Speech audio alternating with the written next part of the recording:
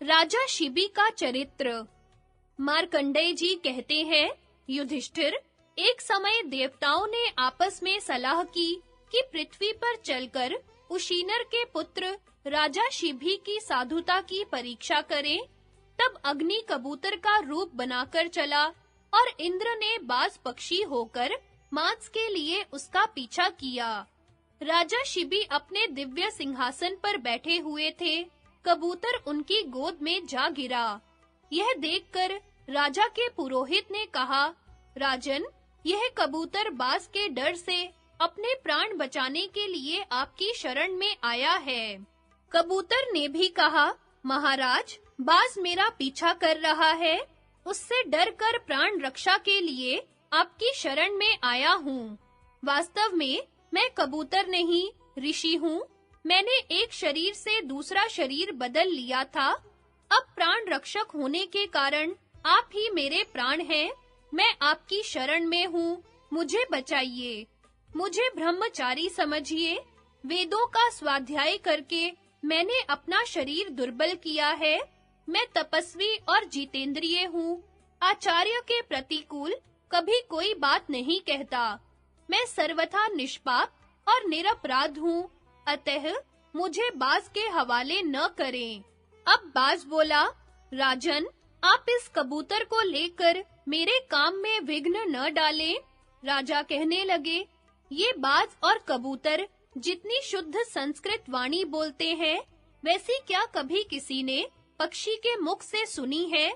मैं किस प्रकार इन दोनों का स्वरूप जानकर उचित न्याय करूं? जो मनुष्य अपनी शरण में आए हुए भयभीत प्राणी को उसके शत्रु के हाथ में दे देता है, उसके देश में समय पर अच्छी वर्षा नहीं होती, उसके बोए हुए बीज नहीं जमते और वह कभी संकट के समय जब अपनी रक्षा चाहता है, तो उसे कोई रक्षक नहीं मिलता। उसकी संतान बचपन में ही मर जाती है, उसके पितरों को पितृलोक में रहने को स्थान नहीं मिलता, वह स्वर्ग में जाने पर वहां से नीचे ढकेल दिया जाता है। इंद्र आदि देवता उसके ऊपर वज्र का प्रहार करते हैं, इसलिए मैं प्राण त्याग कर दूंगा, पर कबूतर नहीं दूंगा। बाज, अब तुम व्यर्थ कष्ट मत उठाओ। कबूतर को तो मैं किसी तरह नहीं दे सकता। इस कबूतर को देने के सिवा और जो भी तुम्हारा प्रिय कार्य हो, वह बताओ, उसे मैं पूर्ण करूंगा। बाज बोला, राजन, अपनी दाईं जांघ से मांस काटकर इस कबूतर के बराबर तोलो और जितना मांस चढ़े वही मुझे अर्पण करो। ऐसा करने पर कबूतर की रक्षा हो सकती है। तब राजा ने अपनी दाईं जंघा से मांस काटकर उसे तराजू पर रखा, किंतु वह कबूतर के बराबर नहीं हुआ। फिर दूसरी बार रखा, तो भी कबूतर का ही पलड़ा भारी रहा।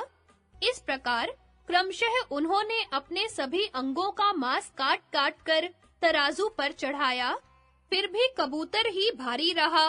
तब राजा स्वयं ही तराजू पर चढ़ गए। ऐसा करते समय उनके मन में तनिक भी कलेश नहीं हुआ। यह देखकर बाज बोल उठा, हो गई कबूतर की रक्षा, और वहीं अंतर्धान हो गया। अब राजा शिबी कबूतर से बोले, कपोत, वह बाज कौन था? कबूतर ने कहा, वह बाज साक्षात इंद्र थे और मैं अग्नि हूँ। राजन, हम दोनों तुम्हारी साधुता देखने के लिए यहाँ आए थे।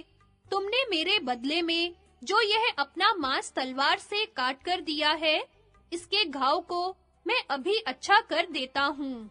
यहाँ की चमड़ी का रंग सुंदर और सुनहला हो जाएगा तथा इससे बड़ी पवित्र एवं सुंदर गंध निकलती रहेगी।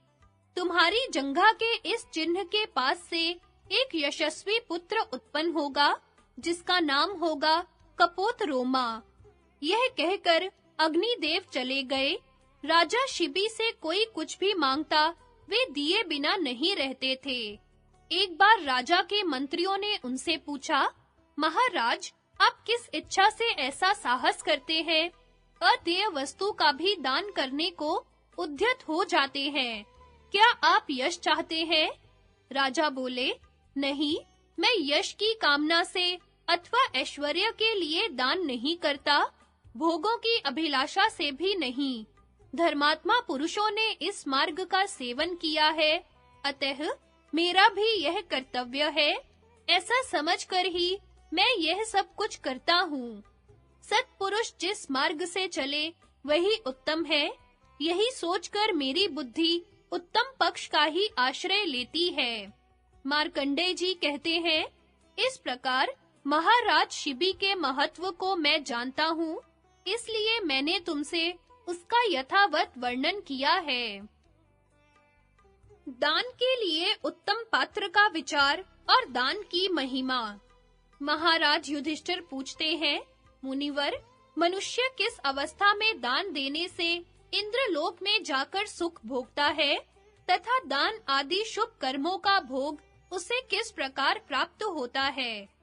मार्कंडेय जी बोले, पहला, जो पुत्रहीन है, दूसरा, जो धार्मिक जीवन नहीं व्यतीत करते, तीसरा, जो सदा दूसरों की ही रसोई में भोजन किया करते हैं, तथा चौथा, जो केवल अपने लिए ही भोजन बनाते हैं, देवता और अतिथि को अर्पण नहीं करते।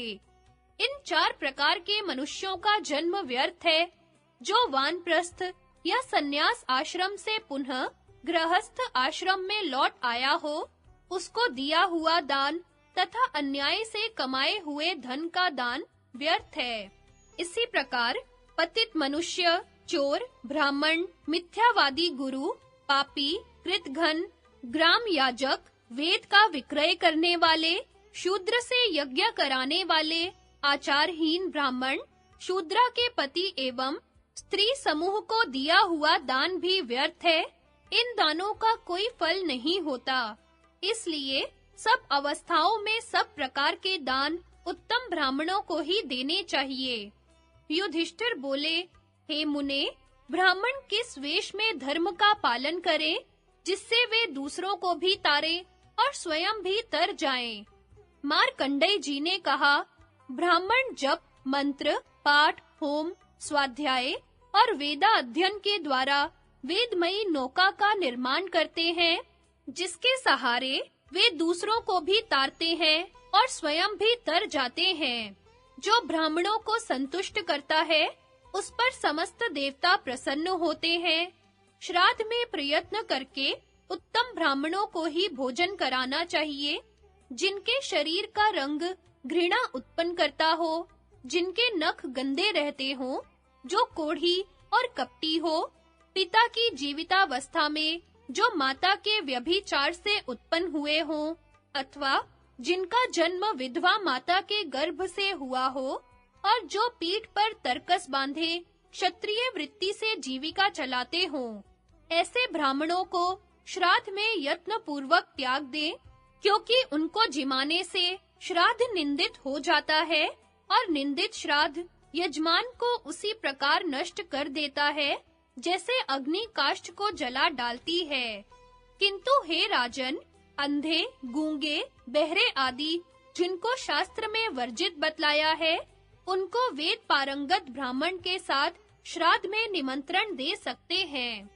युधिष्ठिर, अब मैं तुम्हें यह बताता हूँ कि कैसे व्यक्ति को दान देना चाहिए। जो संपूर्ण शास्त्रों का विद्वान हो और अपने को तथा दाता को तारने की शक्ति रखता हो, ऐसे ब्राह्मण को दान देना चाहिए। अतिथियों को भोजन देने का भी बहुत बड़ा महत्व है। उन्हें भोजन कराने से अग्निदेव जितने संतुष्ट होते हैं, उतना संतोष उन्हें हविष्य का हवन करने और फूल एवं चंदन चढ़ाने से भी नहीं होता। अतः तुम्हें अतिथियों को भोजन देते रहने का सदा ही प्रयत्न करना चाहिए। जो लोग दूर से आए हुए अतिथि को पैर धोने के लिए जल, उजाले के लिए दीपक, भोजन के लिए अन्न और रहने के लिए स्थान देते हैं, उन्हें कभी यमराज के पास नहीं जाना पड़ता। कपिला गौ का दान करने से मनुष्य निस्संदेह सब पापों से मुक्त हो जाता है। अतः अच्छी तरह सजाई हुई कपिला गौ ब्राह्मण को दान करनी चाहिए। दान पात्र ब्राह्मण श्रोत्रिय हो, नित्य अग्निहोत्र करता हो, दरिद्रता के कारण जिन्हें स्त्री और पुत्रों के तिरस्कार सहने पड़ते हो तथा जिनसे अपना कोई उपकार न होता हो, ऐसे लोगों को ही गौ दान करनी चाहिए, धनवानों को नहीं। एक बात और ध्यान रखने की है, एक गौ एक ही ब्राह्मण को देनी चाहिए, बहुत से ब्राह्मणों को नहीं, क्योंकि एक ही गौ यदि बहुतों को दी गई तो वे उसे बेचकर उसकी कीमत बांट लेंगे। दान की हुई गौ यदि बेची जाएगी तो वह दाता की 3 पीढ़ी तक को हानि पहुंचाएगी। जो लोग कंधे पर जुआ उठाने में समर्थ बलवान बैल ब्राह्मण को दान करते हैं, वे दुख और कलेशों से मुक्त होकर स्वर्ग लोक को जाते हैं। जो विद्वान ब्राह्मणों को भूमि दान करते हैं, उन दाताओं के पास सभी मनोवांछित भोग अपने आप पहुंच जाते हैं। अन्नदान का महत्व तो सबसे बढ़कर है। यदि कोई दीन दुर्बल पथिक थका मांदा भूखा प्यासा धूल भरे पैरों से आकर किसी से पूछे क्या कहीं अन्न मिल सकता है, और कोई उसे अन्नदाता का पता बता दे, तो उस मनुष्य को भी अन्नदान का ही पुण्य मिलता है, इसमें तनिक भी संदेह नहीं है। इसलिए युधिष्ठिर, तुम अन्य प्रकार के दानों की अपेक्षा अन्नदान पर विशेष ध्यान दिया करो, क्योंकि इस जगत में अन्नदान के समान अद्भुत पुण्य और किसी दान का नहीं है।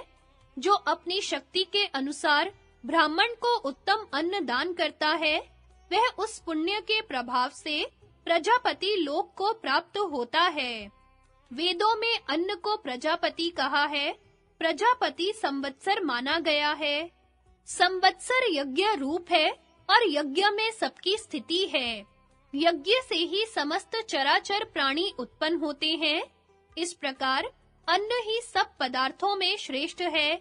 जो लोग अधिक पानी वाले तालाब या पोखरे खुदवाते हैं, बावली और कुएं बनवाते हैं, दूसरों के रहने के लिए धर्मशालाएं तैयार कराते हैं, अन्न का दान करते और मीठी वाणी बोलते हैं, उन्हें यमराज की बात भी नहीं सुननी पड़ती। यमलोक का मार्ग और वहां इस लोक में किए हुए दान का उपयोग।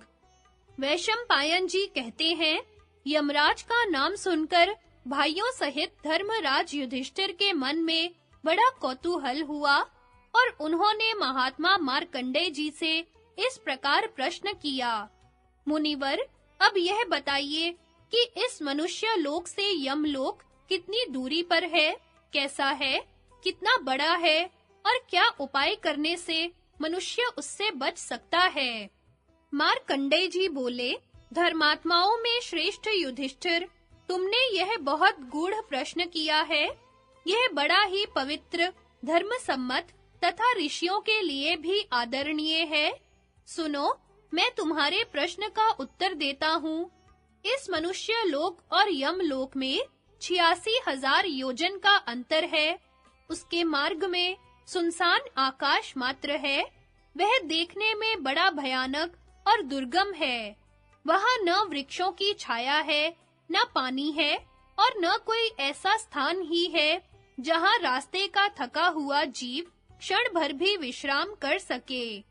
यमराज की आज्ञा से उनके दूत यहाँ आते हैं और पृथ्वी पर रहने वाले सभी जीवों को बलपूर्वक पकड़कर ले जाते हैं। जो लोग यहाँ ब्राह्मणों को नाना प्रकार के घोड़े आदि वाहन दान किए होते हैं, वे उस मार्ग पर उन्हीं वाहनों से जाते हैं। छत्र दान करने वाले मनुष्यों को उस समय छत्र मिलता है, जिससे वे धूप से बचकर चलते हैं। अन्न दान करने वाले जीव वहाँ तृप्त होकर यात्रा करते हैं। जिन्होंने अन्न दान नहीं किया है, वे भूख का कष्ट सहते हुए चलते हैं। वस्त्र देने वाले कपड़े पहनकर चलते हैं। भूमि का दान करने वाले सब कामनाओं से तृप्त होकर बड़े आनंद से यात्रा करते हैं। शस्य दान करने वाले सुख से जाते हैं और मकान बनवाकर देने वाले दिव्य विमान से बड़े आराम के साथ यात्रा करते हैं।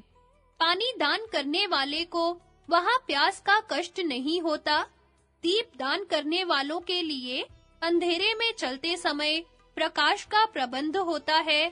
गोदान करने वाले सब पापों से मुक्त होते हैं, अतः वे भी सुख से यात्रा करते हैं।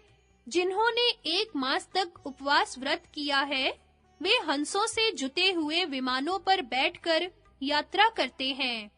6 रात तक उपवास करने वाले लोग मयूरों के विमान से जाते हैं।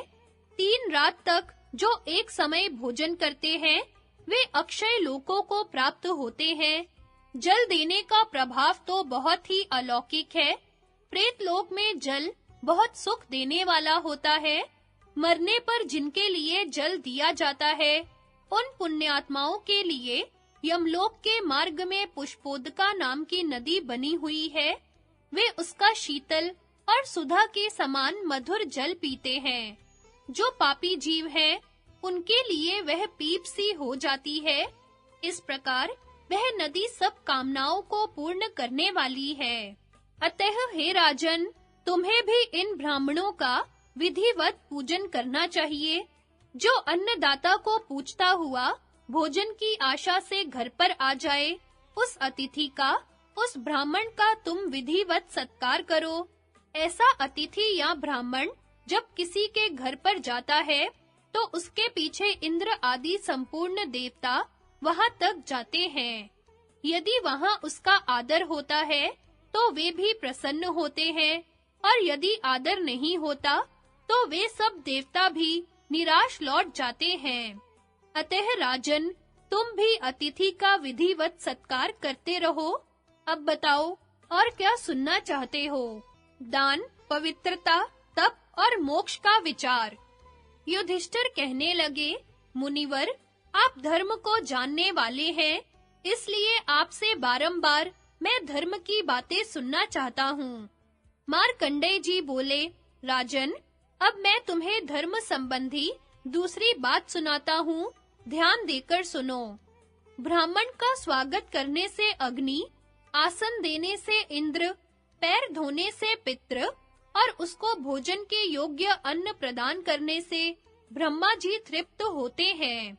गर्भिणी गौ जिस समय बच्चा दे रही हो और उस बछड़े का केवल मुख और पैर ही बाहर निकला हो, उसी समय पवित्र भाव से यदि उस गौ का दान कर दिया जाए, तो पृथ्वी दान के समान पुण्य होता है, क्योंकि बच्चा जब तक पृथ्वी पर न आ जाए, तब तक वह गौ पृथ्वी रूप ही मानी जाती है।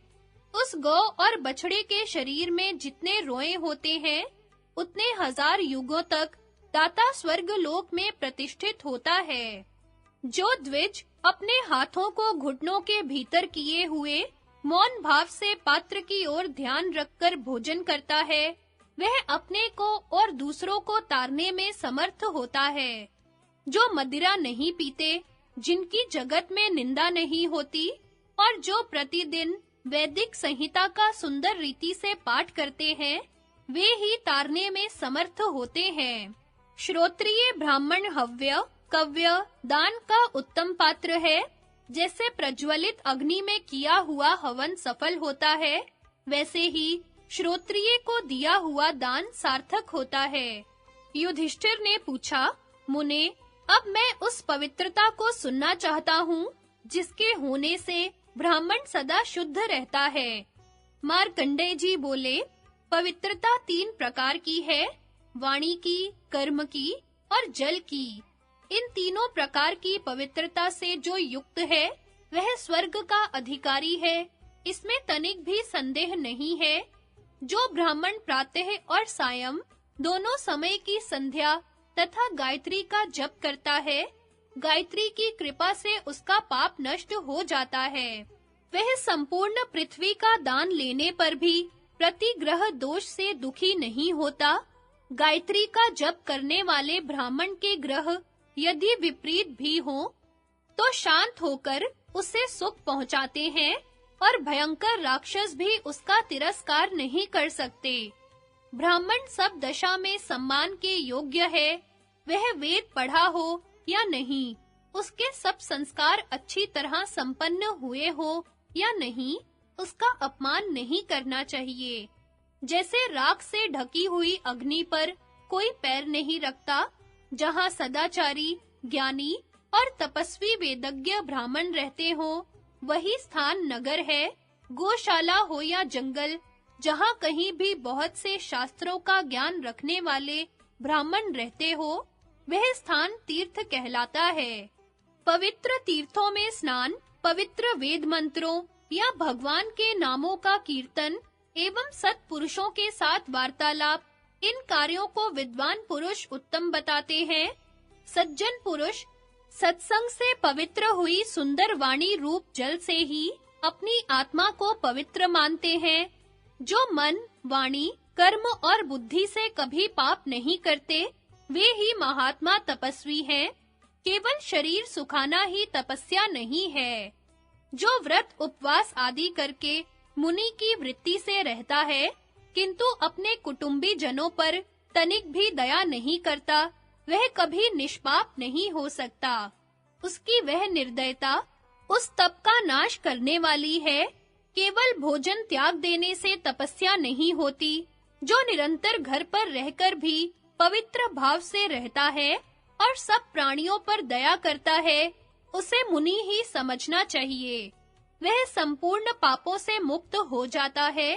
राजन, शास्त्रों में जिनका उल्लेख नहीं है, ऐसे कर्मों की अपने मन से कल्पना करके लोग तपाई हुई शिला आदि पर बैठते हैं। यह सब होता है तपस्या के नाम पर पापों को जलाने के लिए, परंतु इससे केवल शरीर को पीड़ा होती है, अन्य कोई लाभ नहीं होता। जिसका हृदय श्रद्धा और भाव से शून्य है, उसके पाप कर्मों को अग्नि भी नहीं जला सकती। दया तथा मन, वाणी और शरीर की शुद्धि से ही शुद्ध वैराग्य और मोक्ष प्राप्त होते हैं। केवल फल खाने या हवा पीकर रहने से तथा सिर मुंडाने, घर छोड़ने, जटा बढ़ाने, पंचाग्नि तपने, जल के भीतर खड़े रहने या मैदान में जमीन पर शयन करने से ही मोक्ष नहीं मिलता। ज्ञान अथवा निष्काम कर्म से ही जरा मृत्यु आदि सांसारिक व्याधियों से पिंड छूटता और उत्तम पद की प्राप्ति होती है। जिस प्रकार अग्नि में भुने हुए बीज नहीं उगते, उसी प्रकार ज्ञान रूपी अग्नि से सभी अविद्या जनित कलेशों के दग्ध हो जाने पर उन्हें उनसे आत्मा का संयोग नहीं होता। एक या आधे श्लोक से भी यदि संपूर्ण भूतों के हृदय देश में विराजमान आत्मा का ज्ञान हो जाए, तो मनुष्य के संपूर्ण शास्त्रों के अध्ययन का प्रयोजन समाप्त हो जाता है। कोई तत् इन दो ही अक्षरों से आत्मा को जान लेते हैं। कुछ लोग मंत्र पदों से युक्त सैकड़ों और हजारों उपनिषद वाक्यों से आत्म तत्व को समझते हैं। जैसे भी हो, आत्म तत्व का सुदृढ़ बोध ही मोक्ष है। जिसके हृदय में संशय है, आत्मा के प्रति अविश्वास है, उसके लिए न लोक है, न परलोक और न उसे कभी सुख ही मिलता है। ज्ञान वृद्ध पुरुषों ने ऐसा ही कहा है। इसलिए श्रद्धा और विश्वास पूर्वक निश्चयात्मक बोध ही मोक्ष का स्वरूप है। यदि तुम एक अविनाशी एवं सर्वव्यापक आत्मा को युक्तियों से जानना चाहते हो, तो कोरा तर्कवाद छोड़कर श्रुतियों और स्मृतियों का आश्रय लो। उनमें आत्मा का बोध कराने वाली बहुत उत्तम युक्तियां उपलब्ध होंगी। जो शुष्क तर्क का आश्रय लेता है, उसे साधन की विपरीतता के कारण आत्मा की सिद्धि नहीं होती। अतः आत्मा को वेदों के द्वारा ही जानना चाहिए, क्योंकि आत्मा वेद स्वरूप है, वेद ही उसका शरीर है। वेद से ही तत्व का बोध होता है। आत्मा में ही वेदों का उपसंहार या लय होता है। आत्मा अपनी उपलब्धि में स्वयं ही समर्थ नहीं है, उसका अनुभव सूक्ष्म बुद्धि के द्वारा होता है। अतः मनुष्य को इंद्रियों की निर्मलता के द्वारा विषय भोगों को त्याग देना चाहिए। यह इंद्रियों के निरोध से होने वाला अनशन दिव्य होता है। तप से स्वर्ग मिलता है, दान से भोगों की प्राप्ति होती है, तीर्थ स्नान से पाप नष्ट होते हैं, परंतु मोक्ष तो ज्ञान से ही होता है, ऐसा समझना चाहिए। धुंधुमार की कथा उत्तंक मुनि की तपस्या और उन्हें विष्णु का वरदान। तदनंतर महाराज युधिष्ठिर ने मार्कंडेय जी से पूछा, मुने, हमने सुना है इक्ष्वाकु वंशी राजा कुवलाशव बड़े प्रतापी थे। ये राजा कुछ समय के बाद धुंधुमार नाम से विख्यात हुए थे। सो उनके इस नाम परिवर्तन का क्या कारण है, इसे मैं यथार्थ रीति से सुनना चाहता हूँ। मार्कंडेय जी बोले, राजा धुंधुमार का धार्मिक उपाख्यान मैं तुम्हें सुनाता हूँ, ध्यान देकर सुनो। पूर्व काल में उत्तंक नाम से प्रसिद्ध एक महर्षि हो गए हैं। मरु देश के सुंदर प्रदेश में उनका आश्रम था। एक समय महर्षि उत्तंक ने भगवान विष्णु को प्रसन्न करने के लिए बहुत वर्षों तक कठोर तपस्या की। भगवान ने प्रसन्न होकर उन्हें प्रत्यक्ष दर्शन दिया। उनके दर्शन से मुनि निहाल हो गए और बड़े विनय के साथ नाना प्रकार के स्तोत्र पाठ करते हुए उनकी स्तुति करने लगे। उत्तंक बोले, भगवन, देवता, असुर और मनुष्य आपसे ही उत्पन्न हुए हैं। आपने ही चराचर प्राणियों को जन्म दिया है। वेद वेता ब्रह्मा जी वेद तथा उसके द्वारा जानने योग्य जो कुछ भी वस्तुएं हैं, उन सबकी सृष्टि आपसे ही हुई है। देव देव, आकाश आपका मस्तक है, सूर्य और चंद्रमा नेत्र हैं, वायु सांस है और अग्नि आपका तेज है। सारी दिशाएं आपकी भुजाएं हैं, महासागर उदर है, पर्वत उरु है और अंतरिक्ष जंघा है। पृथ्वी आपके चरण और औषधियां रोम है। इंद्र, सोम, अग्नि, वरुण, देवता, असुर, नाग, ये सब आपके सामने नतमस्तक हो नाना प्रकार की स्तुतियां करते हुए हाथ जोड़कर प्रणाम करते हैं। भुवनेश्वर, आप संपूर्ण प्राणियों में व्याप्त हैं। बड़े-बड़े योगी और महर्षि आपकी ही स्तुति किया करते हैं। उत्तंक की स्तुति सुनकर भगवान बहुत प्रसन्न हुए और बोले, उत्तंक, मैं तुम पर बहुत प्रसन्न हूँ, कोई वर मांगो। उत्तंक बोले, प्रभो, सारे जगत की सृष्टि करने वाले दिव्य सनातन पुरुष आप भगवान नारायण का मुझे दर्शन मिला, यही मेरे लिए सबसे बढ़कर वर है। विष्णु ने कहा, ब्रह्मन, तुम्हारा हृदय लोभ से चंचल नहीं है, मुझ में तुम्हारी अनन्य भक्ति है। इन कारणों से मैं तुम पर विशेष प्रसन्न हूँ। मुझसे कोई वर तो तुम्हें अवश्य ही लेना चाहिए। मार्कंडेय जी कहते हैं, इस प्रकार जब भगवान ने वर मांगने के लिए बारंबार अनुरोध किया, तब उत्तंक ने हाथ जोड़कर यह वर मांगा, हे कमल लोचन, यदि आप मुझ पर प्रसन्न हैं और मुझे वर देना ही चाहते हैं, तो ऐसी कृपा कीजिए जिससे मेरी बुद्धि सदा शमदम, सत्य भाषण तथा धर्म में ही लगी रहे और आपके भजन का अभ्यास कभी छूटने न पावे। भगवान ने कहा, मुने, तुमने जो कुछ मांगा है सब पूर्ण होगा। इसके सिवा तुम्हारे हृदय में उस योग विद्या का भी प्रकाश होगा जिससे तुम देवताओं तथा इन तीनों लोकों का बहुत बड़ा कार्य सिद्ध करोगे। धुंधु नाम वाला एक महान असुर तीनों लोकों का विनाश करने के लिए घोर तपस्या करेगा। उस असुर का वध जिसके हाथ से होने वाला है, उसका नाम तुम्हें बताता हूँ, सुनो। इक्ष्वाकु वंश में एक बलवान और विजयी राजा होगा। उसका नाम होगा बृहदश्व। उसके कुवलाशव नाम से प्रसिद्ध एक पुत्र होगा। वह मेरे योग बल का आश्रय लेकर तुम्हारी आज्ञा से धुंधु को मार डालेगा। उस समय से वह इस जगत में धुंधुमार के नाम से विख्यात होगा। महर्षि उत्तंक से ऐसा कहकर भगवान अंतर्धान हो गए। उत्तंक मुनि का राजा बृहदश्व से धुंधु को मारने के लिए अनुरोध। मार्कंडेय जी कहते हैं, सूर्यवंशी राजा इक्ष्वाकु जब परलोकवासी हो गए, तो उनका पुत्र शशाद इस पृथ्वी पर राज्य करने लगा। उसकी राजधानी अयोध्या थी। शशाद का पुत्र ककुत्स्थ, ककुत्स्थ का अनेना, अनेना का पृथु, पृथु का विश्वगश्व, उसका अद्रि, अद्रि का युवनाशव और उसका पुत्र श्राव हुआ। श्राव के श्रावस्त हुआ, जिसने श्रावस्ती नाम की पुरी बसाई। श्रावस्त के पुत्र का नाम बृहदश्व हुआ। उसका पुत्र कुवलाशव के नाम से विख्यात हुआ। कुवलाशव के 21,000 पुत्र थे। ये सभी विद्याओं में पारंगत और महान बलवान थे। राजा कुवलाशव भी गुणों में अपने पिता से बहुत बढ़ चढ़कर था। जब वह राज्य संभालने के योग्य हो गया, तो उसके पिता ने उसे राज्य पर अभिषिक्त कर दिया और स्वयं तपस्या करने के लिए वन में जाने को उद्यत हुए।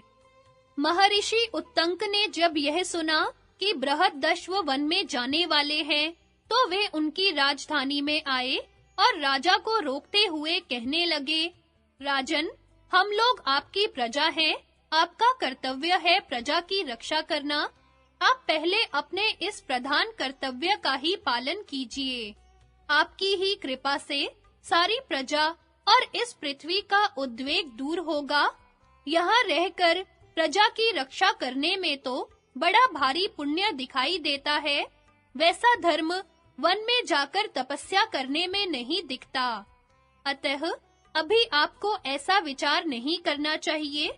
आपके बिना हम निर्विघ्नता पूर्वक तपस्या नहीं कर सकेंगे। मरु देश में हमारे आश्रम के निकट ही रेत से भरा हुआ एक समुद्र है। उसका नाम है उज्जालक सागर। उसकी लंबाई चौड़ाई अनेकों योजन है। वहाँ एक बहुत बड़ा बलवान दानव रहता है। उसका नाम है धुंधु। वह मधु कैटभ का पुत्र है। पृथ्वी के भीतर छिपकर रहा करता है।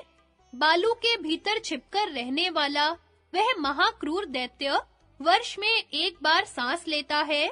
जब वह सांस छोड़ता है, उस समय पर्वत और वनों के सहित यह पृथ्वी डोलने लगती है। उसके श्वास की आंधी से रेत का इतना ऊंचा बवंडर उठता है, जिससे सूर्य भी ढक जाता है। 7 दिनों तक भूचाल होता रहता है। अग्नि की लपटें, चिंगारियां और धुएं उठते रहते हैं। महाराज, इन सब उत्पातों के कारण हमारा आश्रम में रहना कठिन हो गया है। अतः हे राजन, मनुष्यों का कल्याण करने के लिए आप उस दैत्य का वध कीजिए। राजा बृहदश्व ने हाथ जोड़कर कहा, ब्राह्मण, आप जिस उद्देश्य से यहाँ पधारे हैं, वह निष्फल नहीं होगा। मेरा पुत्र कुवलाशव इस भूमंडल में अद्वितीय वीर है। यह बड़ा धैर्य रखने वाला और फुर्तीला है। आपका अभीष्ट कार्य वह अवश्य पूर्ण करेगा। इसके बलवान पुत्र भी अस्त्र शस्त्र लेकर इस युद्ध में इसका साथ देंगे। आप मुझे छोड़ दीजिए, क्योंकि अब मैंने शस्त्रों को त्याग दिया है। मैं युद्ध से निवृत्त हो गया हूँ। उत्तंक ने कहा, बहुत अच्छा। फिर राजऋषि बृहदश्व ने उत्तंक मुनि की आज्ञा पाकर उनके अभीष्ट कार्य को पूर्ण करने के लिए अपने पुत्र कुवलाशव को आदेश दिया और स्वयं तपोवन में चले गए। धुंधु का वध। युधिष्ठिर ने पूछा, मुनिवर, ऐसा महाबली दैत्य तो मैंने आज तक नहीं सुना। वह दैत्य कौन था? उसका कुछ परिचय दीजिए। मार्कंडेय जी बोले, महाराज, धुंधु मधु कैटभ का पुत्र था। एक समय उसने एक पैर से खड़े होकर बहुत काल तक तपस्या की। उसकी तपस्या से प्रसन्न होकर ब्रह्मा जी ने उससे वर मांगने को कहा। वह बोला, मैं तो यही वर चाहता हूँ कि देवता, दानव, गंधर्व, यक्ष, राक्षस और सर्प, इनमें से किसी के हाथ से भी मेरी मृत्यु न हो। ब्रह्मा जी ने कहा, अच्छा जा, ऐसा ही होगा। उनकी स्वीकृति पाकर धुंधु ने उनके चरणों का अपने मस्तक से स्पर्श किया और वहां से चला गया। तभी से वह उत्तंक के आश्रम के पास अपने श्वास से आग की चिंगारियां छोड़ता हुआ रेती में रहने लगा। राजा बृहदश्व के वन चले जाने के बाद उनका पुत्र कुवलाशव उत्तंक मुनि के साथ सेना और सवारी लेकर वहां आ पहुंचा। 21,000 तो केवल उसके पुत्रों की सेना थी। उत्तंक की अनुमति से भगवान विष्णु ने समस्त लोकों का कल्याण करने के लिए राजा कुवलाशव में अपना तेज स्थापित कर दिया। कुवलाशव ज्यों ही युद्ध के लिए आगे बढ़ा, आकाश में उच्च स्वर से यह आवाज गूंज उठी कि यह राजा कुवलाशव स्वयं अवध्य रहकर धुंधु को मारेगा और धुंधुमार नाम से विख्यात होगा। देवताओं ने उसके चारों ओर पुष्पों की वर्षा की। बिना बजाए ही देवताओं की दुंदुभियां बज उठी, ठंडी हवा चलने लगी और पृथ्वी की उड़ती हुई धूल शांत करने के लिए इंद्र धीरे-धीरे वर्षा करने लगा। भगवान विष्णु के तेज से भरा हुआ राजा शीघ्र ही समुद्र के किनारे पहुंचा और अपने पुत्रों से चारों ओर की रेती खुदवाने लगा। 7 दिनों तक खुदाई होने के बाद महाबलवान धुंधु दैत्य दिखाई पड़ा। बालू के भीतर उसका बहुत बड़ा विकराल शरीर छिपा हुआ था, जो प्रकट होने पर अपने तेज से दैदीप्यमान होने लगा, मानो सूर्य ही प्रकाशमान हो रहे हों। धुंधु प्रलय काल की अग्नि के समान पश्चिम दिशा को घेर कर सो रहा था। कुवलाशव के पुत्रों ने उसे सब ओर से घेर लिया और तीखे बाण, गदा, मूसल, पट्टिश, परिघ और तलवार आदि अस्त्र शस्त्रों से उस पर प्रहार करने लगे। उन लोगों की मार खाकर वह महाबली दैत्य क्रोध में भरकर उठा और उनके चलाए हुए तरह-तरह के अस्त्र शस्त्रों को निगल गया। इसके बाद वह मुख से संवर्तक अग्नि के समान आग की लपटें उगलने लगा और अपने तेज से उन सब राजकुमारों को एक क्षण में ही इस प्रकार भस्म कर दिया, जैसे पूर्व काल में सगर पुत्रों को महात्मा कपिल ने दग्ध किया था। यह एक अद्भुत सी बात हो गई। जब सभी राजकुमार धुंधु की क्रोधा अग्नि में स्वाहा हो गए और वह महाकाय दैत्य दूसरे कुंभकर्ण के समान जगकर सावधान हो गया, तब महातेजस्वी राजा कुवलाशव उसकी ओर बढ़ा। उसके शरीर से जल की वर्षा होने लगी, जिसने धुंधु के मुख से निकलती हुई आग को पी लिया। इस प्रकार योगी कुवलाशव ने योग बल से उस आग को बुझा दिया और स्वयं ब्रह्मास्त्र का प्रयोग करके समस्त जगत का भय दूर करने के लिए उस दैत्य को जलाकर भस्म कर डाला। धुंधु को मारने के कारण वह धुंधुमार नाम से प्रसिद्ध हुआ। इस युद्ध में राजा कुवलाशव के केवल 3 पुत्र बच गए थे, दृढ़ाश्व, कपिलाश्व और चंद्राश्व। इन तीनों से ही इक्ष्वाकु वंश की परंपरा आगे तक चली। पतिव्रता स्त्री और कौशिक ब्राह्मण का संवाद। धुंधुमार की कथा सुनने के पश्चात महाराज युधिष्ठिर ने मार्कंडेय जी से कहा, भगवन, अब मैं आपसे पतिव्रता स्त्रियों के सूक्ष्म धर्म और उनके महात्म्य की कथा सुनना चाहता हूँ।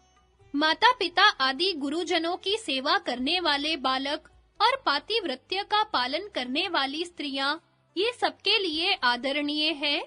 स्त्रियां सदाचार की रक्षा करती हुई अपने पति को देवता मानकर जिस आदर भाव से उनकी सेवा करती हैं, वह कोई आसान काम नहीं है।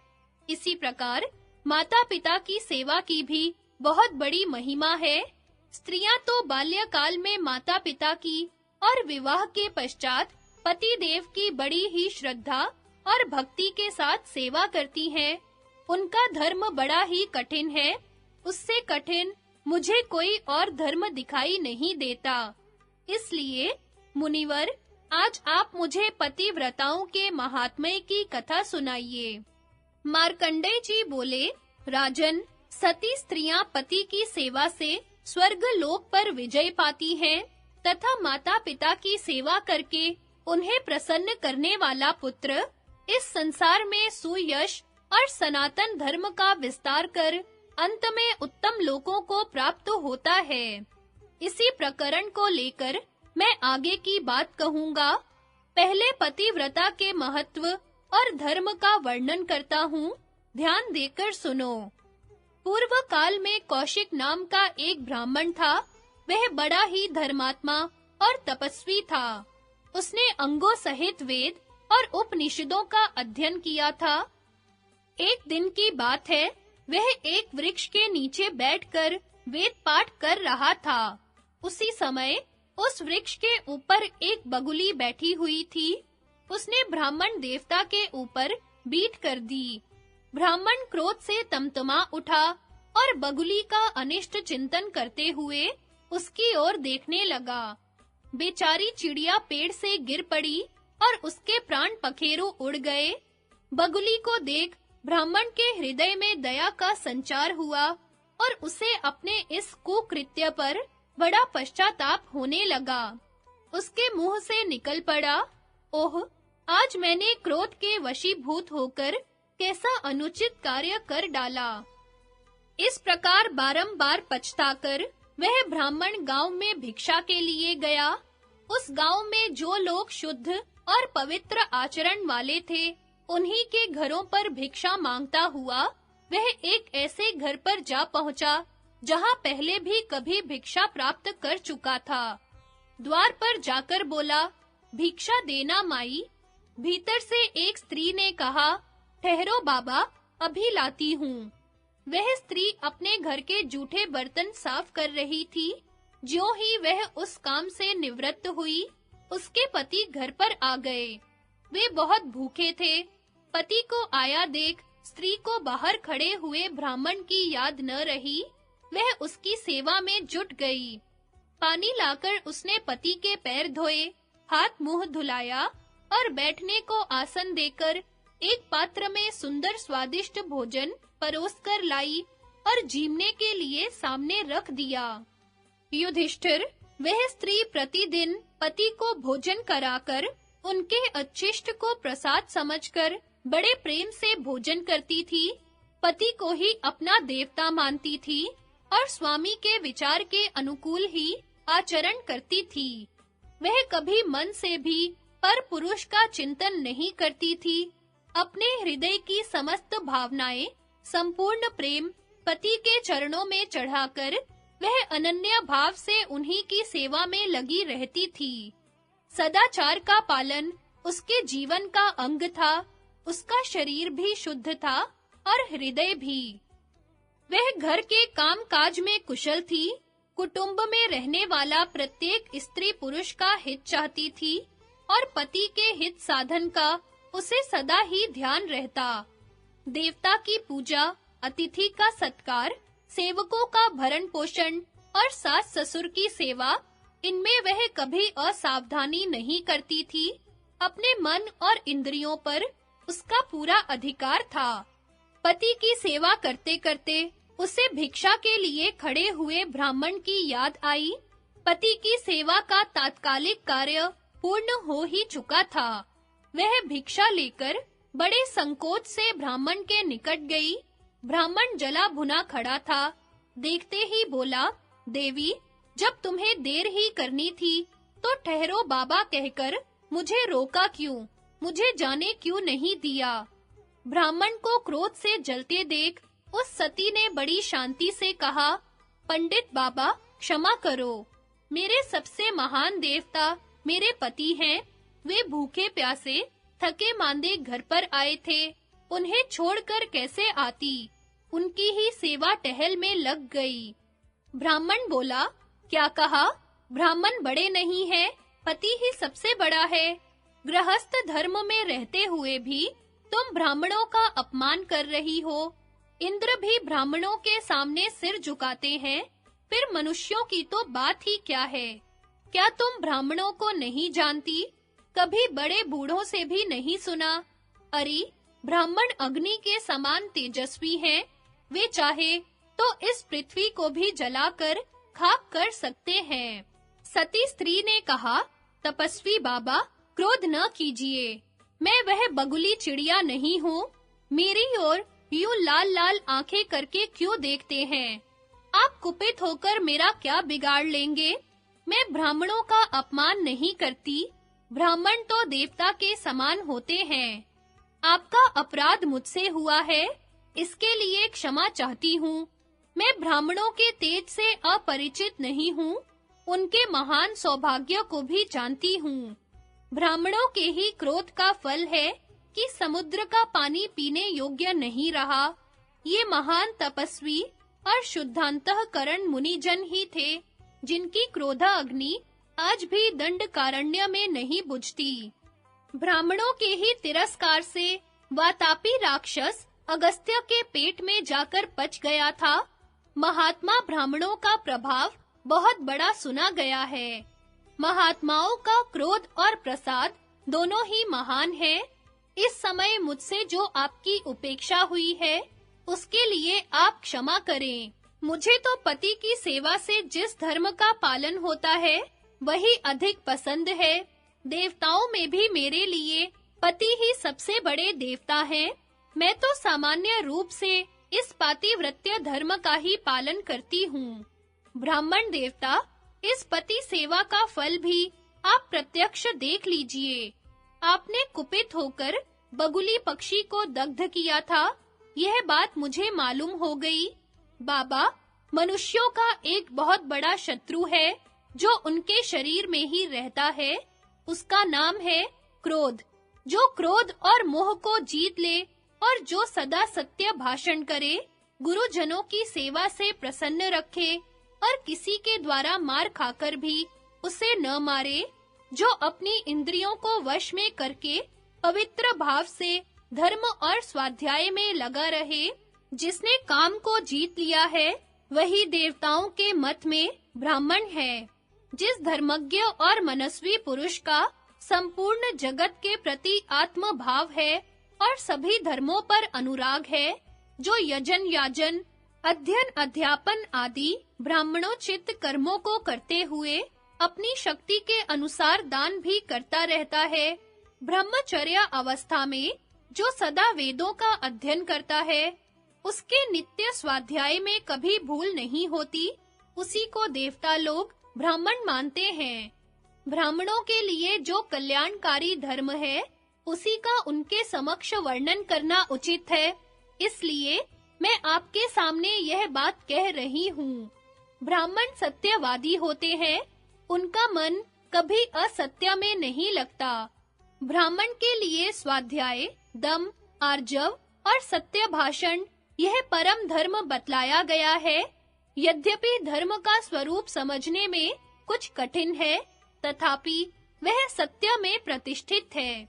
वृद्ध पुरुष कहते हैं, धर्म के विषय में वेद ही प्रमाण है, वेद से ही धर्म का ज्ञान होता है। तथापि धर्म का स्वरूप सूक्ष्म ही देखा जाता है। केवल वेद पढ़ने से उसका यथार्थ रूप प्रकट हो ही जाएगा, ऐसा निश्चित रूप से नहीं कहा जा सकता। मेरा तो यह विचार है कि अभी आपको धर्म का यथार्थ तत्व ज्ञात नहीं हुआ है। ब्राह्मण देव, यदि परम धर्म क्या है, यह आप जानना चाहते हैं, तो मिथिलापुरी में जाकर माता-पिता के भक्त, सत्यवादी और जितेंद्रिय धर्मव्याध से पूछिए। वह आपको धर्म का तत्व समझा देगा। भगवान आपका मंगल करे। अब आपकी जहां इच्छा हो, वहां पधारें। यदि मेरे मुख से कोई अनुचित बात निकल गई हो, तो क्षमा करें, क्योंकि स्त्रियों पर सभी दया करते हैं। ब्राह्मण बोला, देवी, तुम्हारा कल्याण हो। मैं तुम पर बहुत प्रसन्न हूँ। मेरा क्रोध अब दूर हो चुका है। तुमने मुझे जो उपालंभ दिया है, यह मेरे लिए चेतावनी ही है। इससे मेरा बड़ा कल्याण होने वाला है। तुम्हारा भला हो। अब मैं मिथिला जाऊंगा और अपना कार्य सिद्ध करूंगा। कौशिक ब्राह्मण का मिथिला में जाकर धर्मव्याध से उपदेश लेना। मार्कंडेय जी कहते हैं, उस पतिव्रता की बातें सुनकर कौशिक ब्राह्मण को बड़ा आश्चर्य हुआ। अपने क्रोध का स्मरण करके वह अपराधी की भांति अपने को धिक्कारने लगा। फिर धर्म की सूक्ष्म गति पर विचार कर उसने मन ही मन यह निश्चय किया कि मुझे उस सती के कहने पर श्रद्धा और विश्वास करना चाहिए। अतः मैं अवश्य ही मिथिला जाऊंगा और उस धर्मात्मा व्याध से मिलकर धर्म संबंधी प्रश्न करूंगा। इस प्रकार विचार कर वह कौतूहलवश मिथिलापुरी को चल दिया। रास्ते में उसे अनेकों जंगल, गांव और नगर पार करने पड़े। जाते-जाते वह राजा जनक से सुरक्षित मिथिलापुरी में पहुंच गया। उस नगर की शोभा बड़ी सुंदर थी। उसमें धर्म का पालन करने वाले मनुष्यों का निवास था और अनेकों स्थानों पर यज्ञ तथा धर्म संबंधी महान उत्सव हो रहे थे। कौशिक ब्राह्मण उस नगर में पहुंचकर सब ओर घूमने और धर्म व्याध का पता लगाने लगा। एक स्थान पर जाकर उसने पूछा तो ब्राह्मणों ने उसे उसका स्थान बता दिया। वहां जाकर देखा कि धर्म व्याध कसाई खाने में बैठकर मांस बेच रहा है। ब्राह्मण एकांत में जाकर बैठ गया। व्याध को यह मालूम हो गया कि कोई ब्राह्मण मुझसे मिलने के लिए आए हैं। अतः वह शीघ्र ब्राह्मण के समीप आया और बोला, भगवन, आपके चरणों में प्रणाम है। मैं आपका स्वागत करता हूँ। मैं ही वह व्याध हूँ जिसे ढूंढते हुए आपने यहाँ तक आने का कष्ट किया है। आपका भला हो, आज्ञा दीजिए, मैं क्या सेवा करूं? यह तो मैं जानता हूँ कि आप कैसे यहाँ पधारे हैं। उस पतिव्रता स्त्री ने ही आपको मिथिला में भेजा है। व्याध की बात सुनकर ब्राह्मण बड़े विस्मय में पड़ा और मन ही मन सोचने लगा, यह दूसरा आश्चर्य देखने को मिला। व्याध ने कहा, यह स्थान आपके योग्य नहीं है। यदि स्वीकार करें तो हम दोनों घर पर चलें। ब्राह्मण ने प्रसन्न होकर कहा, ठीक है, ऐसा ही करो। फिर आगे-आगे ब्राह्मण चला और पीछे-पीछे व्याध। घर पर पहुंचकर धर्म व्याध ने ब्राह्मण देवता के पैर धोकर बैठने को आसन दिया। उस पर बैठकर उसने व्याध से कहा, हे तात, यह मांस बेचने का काम तुम्हारे योग्य नहीं है। मुझे तो तुम्हारे इस घोर कर्म से बड़ा कलेश हो रहा है। धर्म की सूक्ष्म गति और फल भोग में जीव की परतंत्रता। मार्कंडेय जी कहते हैं, धर्मव्याध ने कौशिक ब्राह्मण से कहा, वृद्ध पुरुषों का कहना है कि धर्म के विषय में केवल वेद प्रमाण है। यह बात बिल्कुल ठीक है, तो भी धर्म की गति बड़ी सूक्ष्म है। उसमें अनेकों भेद, अनेकों शाखाएं हैं।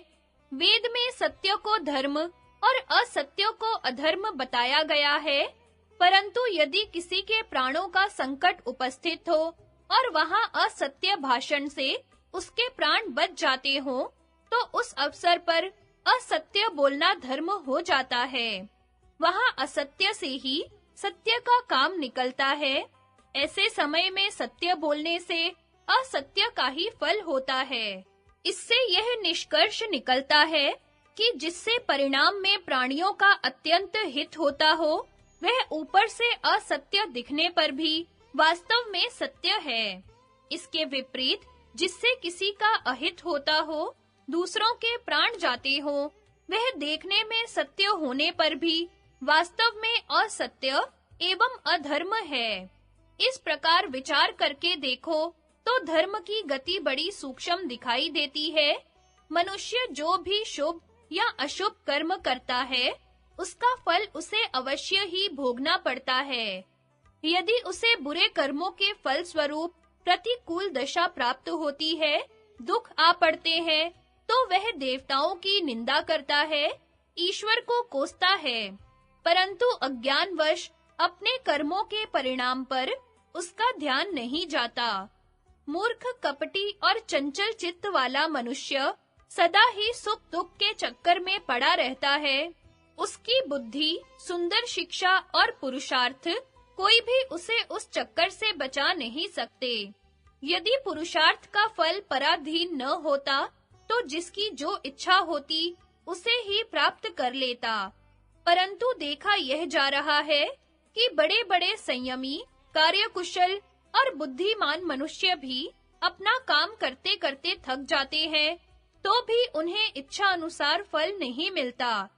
तथा दूसरा मनुष्य जो जीवों की हिंसा करता है और सदा लोगों को ठगता ही रहता है, मौज से जिंदगी बिता रहा है, कोई बिना उद्योग के ही अपार संपत्ति का स्वामी हो जाता है और किसी को दिन भर काम करने पर मजदूरी भी नसीब नहीं होती। कितने ही दीन मनुष्य पुत्र के लिए तपस्या करते, देवताओं को पूजते हैं, किंतु उनके बालक पैदा होकर कुल में कलंक लगाने वाले निकल जाते हैं। और बहुत से ऐसे हैं जो अपने पिता के कमाए हुए धन धान्य तथा प्रचुर भोग विलास के साधनों के साथ जन्म लेते हैं और लौकिक मंगलाचार में ही इनका जन्म होता है।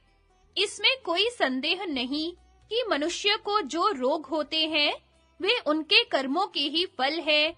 जैसे बहेलिए छोटे मृगों को कष्ट देते हैं, उसी प्रकार वे रोग और व्याधियां जीवों को पीड़ा देती रहती हैं।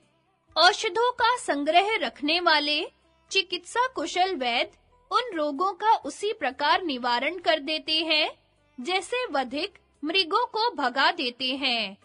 विप्रवर, यह तो तुम भी देखते हो कि जिनके पास भोजन का भंडार भरा पड़ा है, वे प्राय संग्रहणी से कष्ट पा रहे हैं, उसे खा नहीं सकते।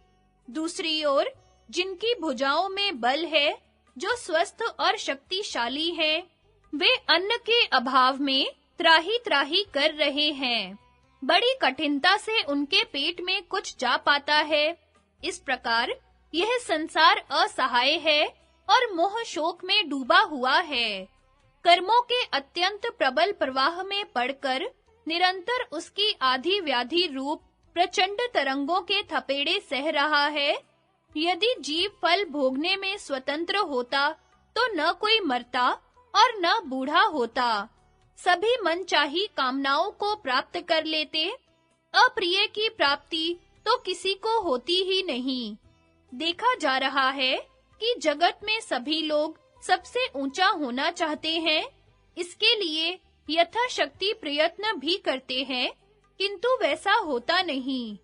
बहुत से मनुष्य एक ही नक्षत्र और लग्न में उत्पन्न होते हैं, परंतु पृथक-पृथक कर्मों का संग्रह होने के कारण फल की प्राप्ति में महान अंतर हो जाता है। कहाँ तक कहा जाए, नित्य अपने उपयोग में आने वाली वस्तु पर भी किसी का अधिकार नहीं है। श्रुति के अनुसार यह जीवात्मा सनातन है और संपूर्ण प्राणियों का शरीर नाशवान है। शरीर पर आघात करने से शरीर का तो नाश हो जाता है, किंतु अविनाशी जीव नहीं मरता। वह कर्म बंधन में बंधा हुआ फिर दूसरे शरीर में प्रविष्ट हो जाता है। जीवात्मा की नित्यता और पुण्य पाप कर्मों के शुभाशुभ परिणाम। कौशिक ब्राह्मण ने प्रश्न किया, हे कर्मवेताओं में श्रेष्ठ, जीव सनातन कैसे हैं? इस विषय को मैं ठीक-ठीक समझना चाहता हूँ। धर्मव्याध ने कहा, देह का नाश होने पर जीव का नाश नहीं होता। मूर्ख मनुष्य जो कहते हैं कि जीव मरता है, सो उनका यह कथन मिथ्या है। जीव तो इस शरीर को छोड़कर दूसरे शरीर में चला जाता है। शरीर के पांचों तत्वों का पृथक-पृथक पांचों भूतों में मिल जाना ही उसका नाश कहलाता है। इस जगत में मनुष्य के किए हुए कर्मों को दूसरा कोई नहीं भोगता। उसने जो कुछ कर्म किया है, उसे वह स्वयं ही भोगेगा। किए हुए कर्म का कभी नाश नहीं होता। पवित्र आत्मा मनुष्य पुण्य कर्मों का आचरण करते हैं और नीच पुरुष पाप कर्मों में प्रवृत्त होते हैं। वे कर्म मनुष्य का अनुसरण करते हैं और उनसे प्रभावित होकर वह दूसरा जन्म लेता है। ब्राह्मण बोला, जीव दूसरी योनि में कैसे जन्म लेता है? पाप और पुण्य से उसका संबंध किस प्रकार होता है? और पुण्यमयी तथा पापमयी योनियों की प्राप्ति उसे किस तरह होती है? धर्मव्याध ने कहा, जीव कर्म बीजों का संग्रह करके जिस प्रकार शुभ कर्मों के अनुसार उत्तम योनियों में और पाप कर्मों के अनुसार अधम योनियों में जन्म ग्रहण करता है, उसका मैं संक्षेप से वर्णन करता हूँ। केवल शुभ कर्मों का संयोग होने से जीव को देवत्व की प्राप्ति होती है। शुभ और अशुभ दोनों का मिश्रण होने पर वह मनुष्य योनि में जन्म लेता है। मोह में डालने वाले तामस कर्मों के आचरण से पशु पक्षी आदि योनियों में जाना पड़ता है और पापी मनुष्य नरक में पड़ता है। वह जन्म, मरण और वृद्धावस्था के दुखों से सदा पीड़ित होता रहता है। अपने ही पापों के कारण उसे बारंबार संसार के कलेश भोगने पड़ते हैं। कर्म बंधन में बंधे हुए जीव हजारों प्रकार की तिर्यक योनियों में और नरकों में चक्कर लगाया करते हैं। मृत्यु के पश्चात पाप कर्मों से दुख प्राप्त होता है और उस दुख का भोग करने के लिए वह जीव नीच जाति में जन्म लेता है। वहां फिर नए-नए बहुत से पाप कर्म कर बैठता है, जिनके कारण कुपथ्य खा लेने वाले रोगी की तरह उसे पुनः नाना प्रकार के कष्ट भोगने पड़ते हैं। इस प्रकार यद्यपि वह निरंतर दुख उठाता रहता है, तथापि अपने को दुखी नहीं मानता, दुख को ही सुख समझने लगता है। जब तक बंधन में डालने वाले कर्मों का भोग पूरा नहीं होता और नए-नए कर्म बनते रहते हैं, तब तक अनेकों कष्टों को सहन करता हुआ वह चक्र की तरह इस संसार में चक्कर लगाता रहता है। जब बंधन कारक कर्मों के भोग पूर्ण हो जाते हैं और सत्कर्मों के द्वारा उसमें शुद्धि भी आ जाती है, तब वह तप और योग का आरंभ करता है। अतः पुण्य कर्मों के फल स्वरूप उसे उत्तम लोकों की प्राप्ति होती है, जहां जाकर वह शोक में नहीं पड़ता। पाप करने वाले मनुष्य को पाप की आदत हो जाती है, फिर उसके पाप का अंत नहीं होता। इसलिए पुण्य करने के लिए ही प्रयत्न करना चाहिए, पाप का तो त्याग ही उचित है। जो संस्कार संपन्न, जितेंद्रिय, पवित्र तथा मन पर काबू रखने वाला है, उस बुद्धिमान पुरुष को दोनों ही लोकों में सुख की प्राप्ति होती है। इसलिए प्रत्येक मनुष्य को चाहिए कि वह सत्पुरुषों के धर्म का पालन करे और शिष्टों के ही समान बर्ताव करे। संसार में जिससे किसी को कष्ट न पहुंचे, ऐसी वृत्ति से जीविका चलावे, अपने धर्म के अनुसार ही कर्म करे, जिससे कर्मों का संकर न होने पावे। बुद्धिमान पुरुष धर्म से ही आनंद मानता है, धर्म का ही आश्रय ग्रहण करता है और धर्म से कमाए हुए धन के द्वारा धर्म का ही मूल सींचता है। इस प्रकार वह धर्मात्मा होता है, उसका चित्त स्वच्छ एवं प्रसन्न हो जाता है तथा मित्र जनों से संतुष्ट होकर वह इस लोक और परलोक में भी आनंदित होता है। धर्मात्मा पुरुष शब्द, स्पर्श, रूप, रस और गंध सभी प्रकार के विषय सुख तथा प्रभुत्व प्राप्त करता है। यह स्थिति उसके धर्म का ही फल माना जाता है। धर्म के फल रूप से सांसारिक सुखों को पाकर जिसे तृप्ति या संतोष नहीं होता, वह ज्ञान दृष्टि के कारण वैराग्य को प्राप्त होता है।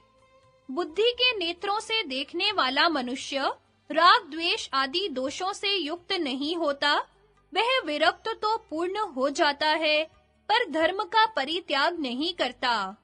संपूर्ण जगत को नाशवान समझकर वह सबको ही त्यागने का प्रयत्न करता है। तत्पश्चात प्रारब्ध के भरोसे न बैठकर वह उचित उपाय से मुक्ति के लिए उद्योग करता है। इस प्रकार वैराग्य को प्राप्त होकर वह पाप कर्मों का परित्याग करता है, फिर धार्मिक होकर अंत में मोक्ष प्राप्त कर लेता है। जीव के कल्याण का साधन है तप, और तप का मूल है शम और दम, मन और इंद्रियों पर विजय प्राप्त करना। उस तप के द्वारा मनुष्य अपनी सभी मनोवांछित वस्तुओं को प्राप्त करता है। इंद्रिय संयम, सत्य भाषण और शम दम, इनके द्वारा मनुष्य परम पद को भी प्राप्त कर लेता है। इंद्रियों के असंयम से हानि और संयम से लाभ। ब्राह्मण ने प्रश्न किया, धर्मात्मन, इंद्रियां कौन-कौन है? उनका निग्रह किस प्रकार करना चाहिए? निग्रह का फल क्या है और उस फल की प्राप्ति किस प्रकार होती है? धर्मव्याद बोला, इंद्रियों द्वारा किसी विषय का ज्ञान प्राप्त करने के लिए सबसे पहले मनुष्यों का मन प्रवृत्त होता है। उसको जान लेने पर मन का उसके प्रति राग या द्वेष हो जाता है। जिसमें राग होता है, उसके लिए मनुष्य प्रयत्न करता है। उसे पाने के लिए फिर बड़े-बड़े कार्यों का आरंभ करता है और प्राप्त होने पर अपने अभीष्ट विषयों का बारंबार सेवन करता रहता है। अधिक सेवन से उसमें राग उत्पन्न होता है। उसके निमित्त से दूसरों के साथ द्वेष हो जाता है। फिर लोभ और मोह बढ़ते हैं। इस प्रकार लोभ से आक्रांत और राग द्वेष से पीड़ित मनुष्य की बुद्धि धर्म में नहीं लगती। अगर वह धर्म करता भी है तो कोरा बहाना मात्र होता है। उसकी ओट में स्वार्थ छिपा रहता है। ब्याज से धर्माचरण करने वाला मनुष्य वास्तव में अर्थ चाहता है और धर्म के ब्याज से जब अर्थ की सिद्धि होने लगती है तो वह उसी में रम जाता है। फिर उस धन से उसके हृदय में पाप करने की इच्छा जागृत होती है। जब उसके मित्र और विद्वान पुरुष उसे उस कर्म से रोकते हैं तो उसके समर्थन में वह अशास्त्रीय उत्तर देते हुए भी उसे वेद प्रतिपादित बताता है। राग रूपी दोष के कारण उसके द्वारा 3 प्रकार के अधर्म होने लगते हैं। पहला, वह मन से पाप का चिंतन करता है। दूसरा, वाणी से पाप की ही बात बोलता है।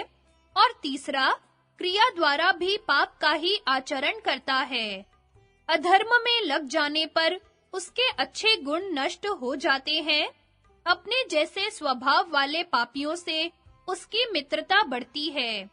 उस पाप से इस लोक में तो दुख होता ही है, परलोक में भी उसे बड़ी दुर्गति भोगनी पड़ती है। इस प्रकार मनुष्य कैसे पापात्मा होता है, यह बात बताई गई। अब धर्म की प्राप्ति कैसे होती है, इसको सुनो। किसमें सुख है और किसमें दुख, इसके विवेचन में जो कुशल है, वह अपनी तीक्ष्ण बुद्धि से विषय संबंधी दोषों को पहले ही समझ लेता है। इससे वह साधु महात्माओं का संग करने लगता है। साधु संग से उसकी बुद्धि धर्म में प्रवृत्त हो जाती है। विप्रवर, पंचभूतों से बना हुआ यह संपूर्ण चराचर जगत ब्रह्म स्वरूप है। ब्रह्म से उत्कृष्ट कोई पद नहीं है। 5 भूत ये हैं: आकाश, वायु, अग्नि, जल और पृथ्वी। शब्द, स्पर्श, रूप, रस और गंध, ये क्रमशः इनके विशेष गुण हैं। 5 भूतों के अतिरिक्त छठा तत्व है चेतना, इसी को मन कहते हैं। 7वां तत्व है बुद्धि और 8वां है अहंकार। इनके सिवा 5 ज्ञानेंद्रियां, जीवात्मा और सत्व, रज, तम सब मिलकर 17 तत्वों का यह समूह अव्यक्त कहलाता है। 5 ज्ञानेंद्रियों के तथा मन और बुद्धि के जो व्यक्त और अव्यक्त विषय हैं, उनको सम्मिलित करने से यह समूह 24 तत्वों का माना जाता है। यह व्यक्त और अव्यक्त दोनों ही प्रकार का तथा भोग्य रूप है। पृथ्वी के 5 गुण हैं: शब्द, स्पर्श, रूप, रस और गंध। इनमें गंध को छोड़कर शेष 4 गुण जल के भी हैं। तेज के 3 गुण हैं: शब्द, स्पर्श और रूप। वायु के शब्द और स्पर्श 2 ही गुण हैं और आकाश का शब्द ही 1 गुण है। ये 5 भूत एक दूसरे के बिना नहीं रह सकते। एक ही भाव को प्राप्त होकर ही स्थूल रूप में प्रकाशित होते हैं। जिस समय चराचर प्राणी तीव्र संकल्प के द्वारा अन्य देह की भावना करते हैं, उस समय काल के अधीन हो दूसरे शरीर में प्रवेश करते हैं। पूर्व देह के विस्मरण को ही उनकी मृत्यु कहते हैं। इस प्रकार क्रमशः उनका आविर्भाव और तिरोभाव होता रहता है। देह के प्रत्येक अंग में जो रक्त आदि धातु दिखाई देते हैं, ये पंचभूतों के ही परिणाम हैं। इनसे सारा चराचर जगत व्यापक है। बाह्य इंद्रियों से जिसका संसर्ग होता है, वह व्यक्त है। किंतु जो विषय इंद्रिय ग्राह्य नहीं है, केवल अनुमान से ही जाना जाता है, उसे अव्यक्त समझना चाहिए। अपने अपने विषयों का अतिक्रमण न करके शब्द आदि विषयों को ग्रहण करने वाली इन इंद्रियों को जब आत्मा अपने वश में करता है, उस समय मानो वह तपस्या करता है। इंद्रिय निग्रह द्वारा मानो आत्म तत्व के साक्षात्कार का प्रयत्न करता है। इससे आत्म दृष्टि प्राप्त हो जाने के कारण वह संपूर्ण लोकों में अपने को व्याप्त और अपने में संपूर्ण लोकों को स्थित देखता है। इस प्रकार परात्पर ब्रह्म को जानने वाले ज्ञानी पुरुष जब तक प्रारब्ध शेष रहता है, तभी तक संपूर्ण भूतों को देखता है। सब अवस्थाओं में सब भूतों को आत्म रूप से देखने वाले उस ब्रह्म भूत ज्ञानी का कभी भी अशुभ कर्मों से संयोग नहीं होता। जो मायामय कलेशों को लांघ जाता है, उस योगी को लोक वृत्ति के प्रकाशक ज्ञान मार्ग के द्वारा परम पुरुषार्थ की प्राप्ति होती है। बुद्धिमान ब्रह्मा ने वेदों के द्वारा मुक्त जीव को आदि अंत से रहित स्वयंभू अविकारी अनुपम तथा निराकार बताया है। हे विप्र, सबका मूल है तप, और तप होता है इंद्रियों के संयम करने से ही, और किसी प्रकार नहीं। स्वर्ग नरक आदि जो कुछ भी है, वह सब इंद्रियां ही हैं। मन सहित इंद्रियों को रोकना ही योग का अनुष्ठान है। यही संपूर्ण तपस्या का मूल है, और इंद्रियों का अधीन न रखना ही नरक का हेतु है। इंद्रियों के साथ देने से, उनके पीछे चलने से सभी तरह के दोष संघटित होते हैं, और उन्हीं को वश में कर लेने से सिद्धि प्राप्त होती है। अपने शरीर में ही विद्यमान मन सहित छहों इंद्रियों पर जो अधिकार प्राप्त कर लेता है, वह जितेंद्रिय पुरुष पापों में ही नहीं लगता। फिर अनर्थों से तो उसका संयोग हो ही कैसे सकता है। पुरुष का यह शरीर ही रथ है, आत्मा सारथी है, इंद्रियां घोड़े हैं। जैसे कुशल सारथी घोड़ों को अपने वश में रखकर सुखपूर्वक यात्रा करता है, उसी प्रकार सावधान पुरुष अपनी इंद्रियों को अधीन रखकर सुखपूर्वक जीवन यात्रा पूर्ण करता है। जो देह रूपी रथ में जुटे हुए मन एवं इंद्रिय रूपी 6 बलवान घोड़ों की बागडोर को ठीक से संभालता है, वही उत्तम सारथी है।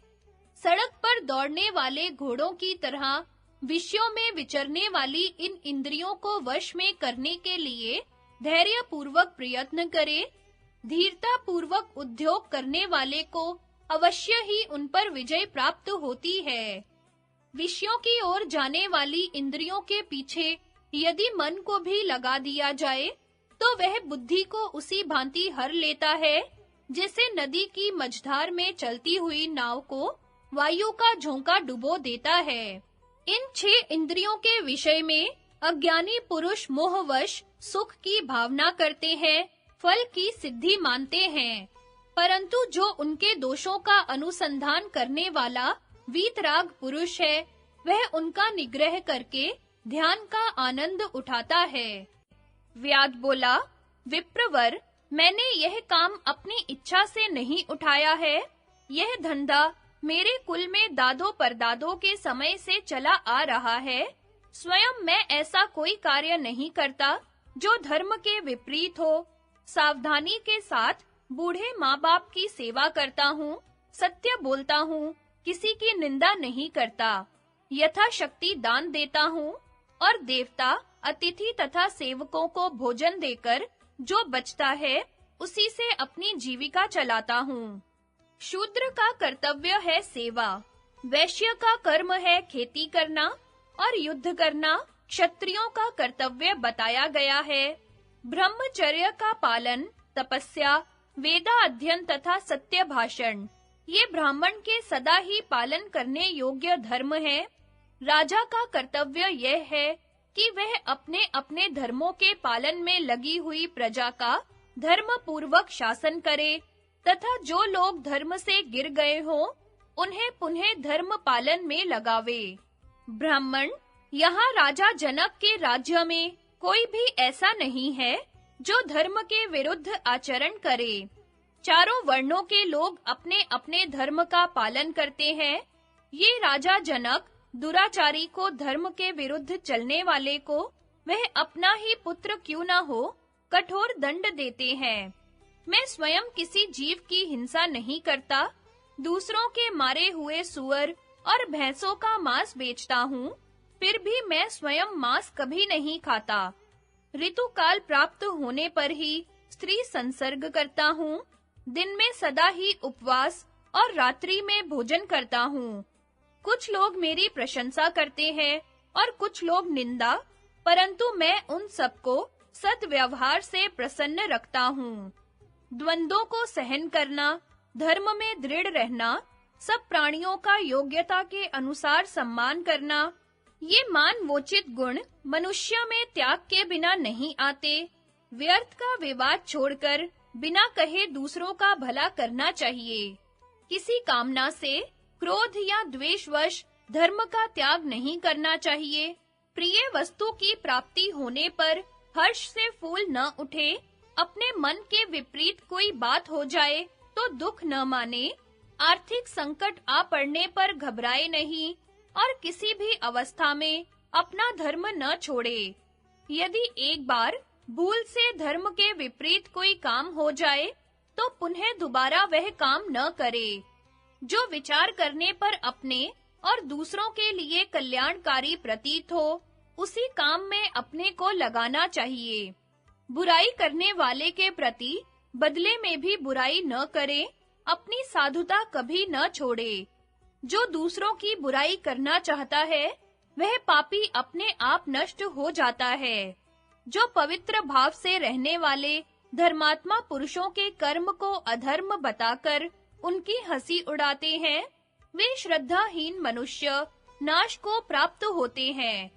पापी मनुष्य धोंकनी के समान व्यर्थ फूले रहते हैं, वास्तव में उनमें पुरुषार्थ बिल्कुल नहीं होता। जो मनुष्य पाप कर्म बन जाने पर सच्चे हृदय से पश्चाताप करता है, वह उस पाप से छूट जाता है तथा फिर ऐसा कर्म कभी नहीं करूंगा, ऐसा दृढ़ संकल्प लेने पर भविष्य में होने वाले दूसरे पाप से भी बच जाता है। लोभ ही पाप का घर है, लोभी मनुष्य ही पाप करने का विचार करते हैं। पापी पुरुष ऊपर से धर्म का जाल फैलाए रहते हैं। जैसे तिनकों से ढका हुआ कुआं हो, वैसे ही इनके धर्म की आड़ में पाप रहता है। इनमें इंद्रिय संयम, बाहरी पवित्रता और धर्म संबंधी बातचीत ये सब तो होते हैं, किंतु धर्मात्मा पुरुषों का सा शिष्टाचार नहीं होता। शिष्टाचार का वर्णन। मार्कंडेय जी कहते हैं, धर्मव्याध का उपर्युक्त उपदेश सुनकर कौशिक ब्राह्मण ने उससे पूछा, नरश्रेष्ठ, मुझे शिष्ट पुरुषों के आचार का ज्ञान कैसे हो? तुम ही मुझसे शिष्टों के व्यवहार का यथार्थ रीति से वर्णन करो। व्याध बोला, ब्राह्मण, यज्ञ, तप, दान, वेदों का स्वाध्याय और सत्य भाषण, ये 5 बातें शिष्ट पुरुषों के व्यवहार में सदा रहती हैं। जो काम, क्रोध, लोभ, दंभ और उदंडता, इन दुर्गुणों को जीत लेते हैं, कभी इनके वश में नहीं होते, वे ही शिष्ट कहलाते हैं और उनका ही शिष्ट पुरुष आदर करते हैं। वे सदा ही यज्ञ और स्वाध्याय में लगे रहते हैं, कभी मनमाना आचरण नहीं करते। सदाचार का निरंतर पालन करना शिष्ट पुरुषों का दूसरा लक्षण है। शिष्टाचारी पुरुषों में गुरु की सेवा, क्रोध का अभाव, सत्य भाषण और दान, ये 4 सद्गुण अवश्य होते हैं।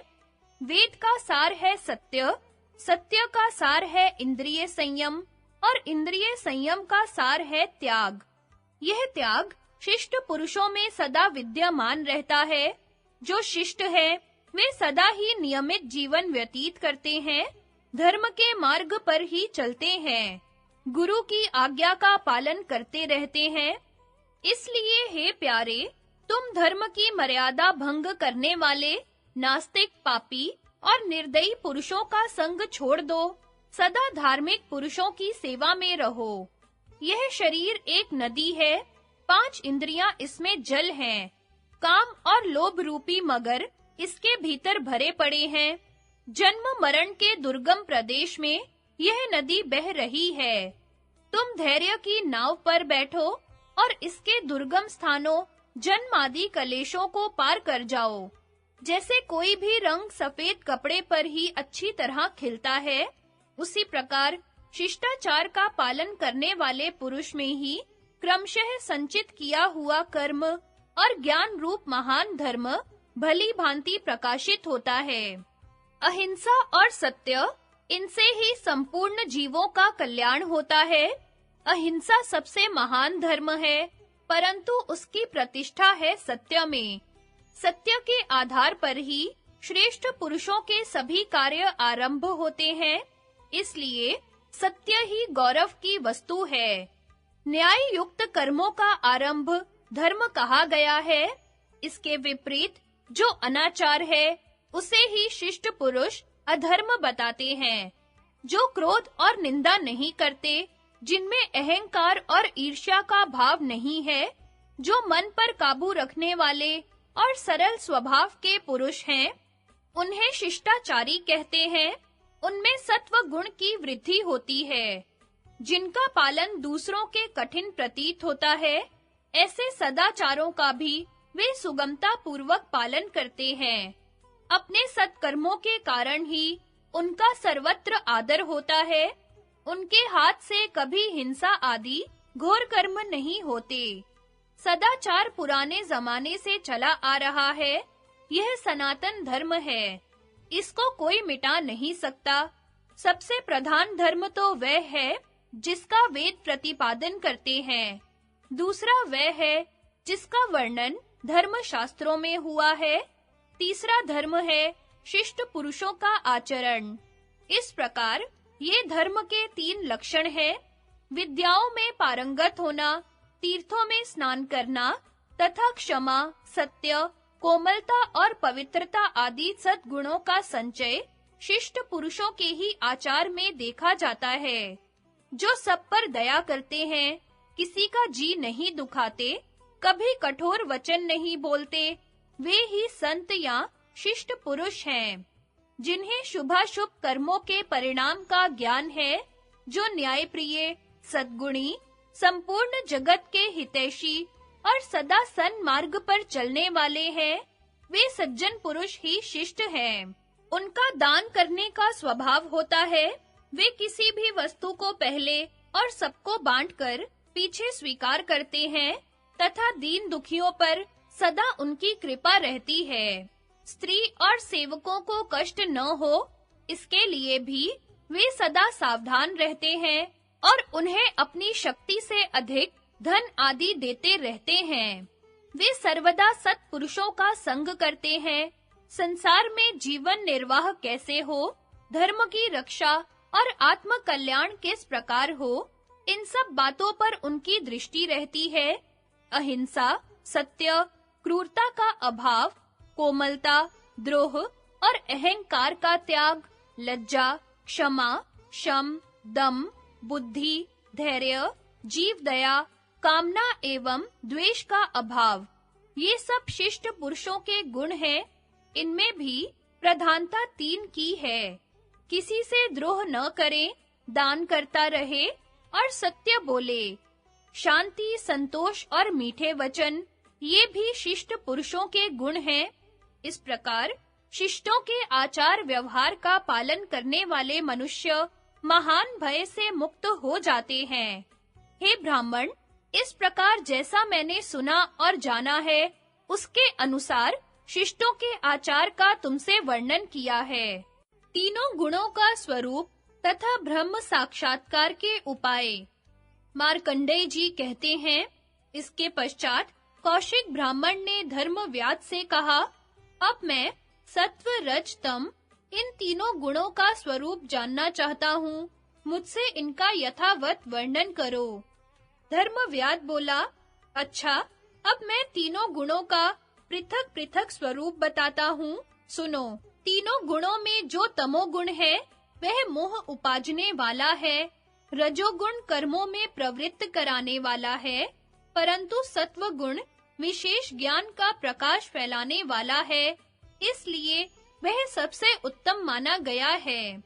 जिसमें अज्ञान अधिक है, जो मोहग्रस्त और अचेत होकर रात दिन नींद लेता रहता है, जिसकी इंद्रियां वश में नहीं है, जो अविवेकी, क्रोधी और आलसी है, ऐसे मनुष्य को तमोगुणी समझना चाहिए। जो प्रवृत्ति की ही बात करने वाला और विचारशील है, दूसरों के दोष नहीं देखता, सदा कोई ना कोई काम करना चाहता है, जिसमें विनय का अभाव और अभिमान की अधिकता है, उसको रजोगुणी समझो। जिसके भीतर प्रकाश अधिक है, जो धीर और निष्क्रिय है, दूसरों के दोष न देखने वाला और जितेंद्रिय है, तथा जिसने क्रोध को त्याग दिया है, वह सात्विक पुरुष है। मनुष्य को चाहिए कि हल्का भोजन करे और अंतःकरण को शुद्ध रखे। रात के पहले और पिछले पहर में सदा अपना मन आत्मचिंतन में लगावे। इस प्रकार जो सदा अपने हृदय में आत्म साक्षात्कार का अभ्यास करता है, वह प्रज्वलित दीपक की भांति अपने मनः प्रदीप से निराकार आत्मा का दर्शन प्राप्त करके मुक्त हो जाता है। सब तरह के उपायों से क्रोध और लोभ की वृत्तियों को दबाना चाहिए। संसार में यही तप है और यही भव सागर से पार उतारने वाला सेतु है। तप को क्रोध से, धर्म को द्वेष से, विद्या को मान अपमान से और अपने को प्रमाद से बचाना चाहिए। क्रूरता का अभाव सबसे बड़ा धर्म है, क्षमा सबसे प्रधान बल है, सत्य ही सबसे उत्तम व्रत है तथा आत्मा का ज्ञान ही सबसे उत्तम ज्ञान है। सत्य बोलना सदा कल्याणकारी है, सत्य में ही ज्ञान की स्थिति है। जिससे प्राणियों का अत्यंत कल्याण हो, वही सबसे बढ़कर सत्य माना गया है। जिसके कर्म कामनाओं से बंधे हुए नहीं होते, जिसने अपना सब कुछ त्याग की अग्नि में हवन कर दिया है, वही बुद्धिमान है और वही त्यागी है। किसी प्राणी की हिंसा न करे, सब में मित्र भाव रखते हुए विचरे, यह दुर्लभ मनुष्य जीवन पाकर किसी से वैर न करे, कुछ भी संग्रह न रखना, सभी दशाओं में संतुष्ट रहना, कामना और लोलुपता को त्याग देना, यही सबसे उत्तम ज्ञान है और यही आत्मज्ञान का साधन है। सब प्रकार के संग्रह का त्याग कर परलोक और इहलोक के भोगों की ओर से सुदृढ़ वैराग्य धारण कर बुद्धि के द्वारा मन और इंद्रियों का संयम करे। जो जितेंद्रिय है, जिसका मन पर अधिकार हो गया है और जो अजित पद को जीतने की इच्छा करता है, नित्य तपस्या में लगे रहने वाले उस मुनि को आसक्ति पैदा करने वाले भोगों से अलग अनासक्त रहना चाहिए।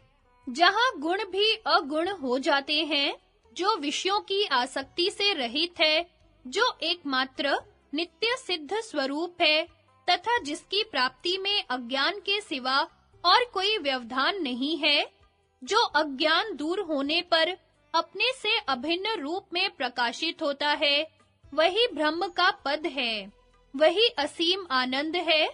जो मनुष्य सुख और दुख दोनों की इच्छा त्याग देता है तथा जो अत्यंत आसक्ति शून्य हो जाता है, वही ब्रह्म को प्राप्त होता है।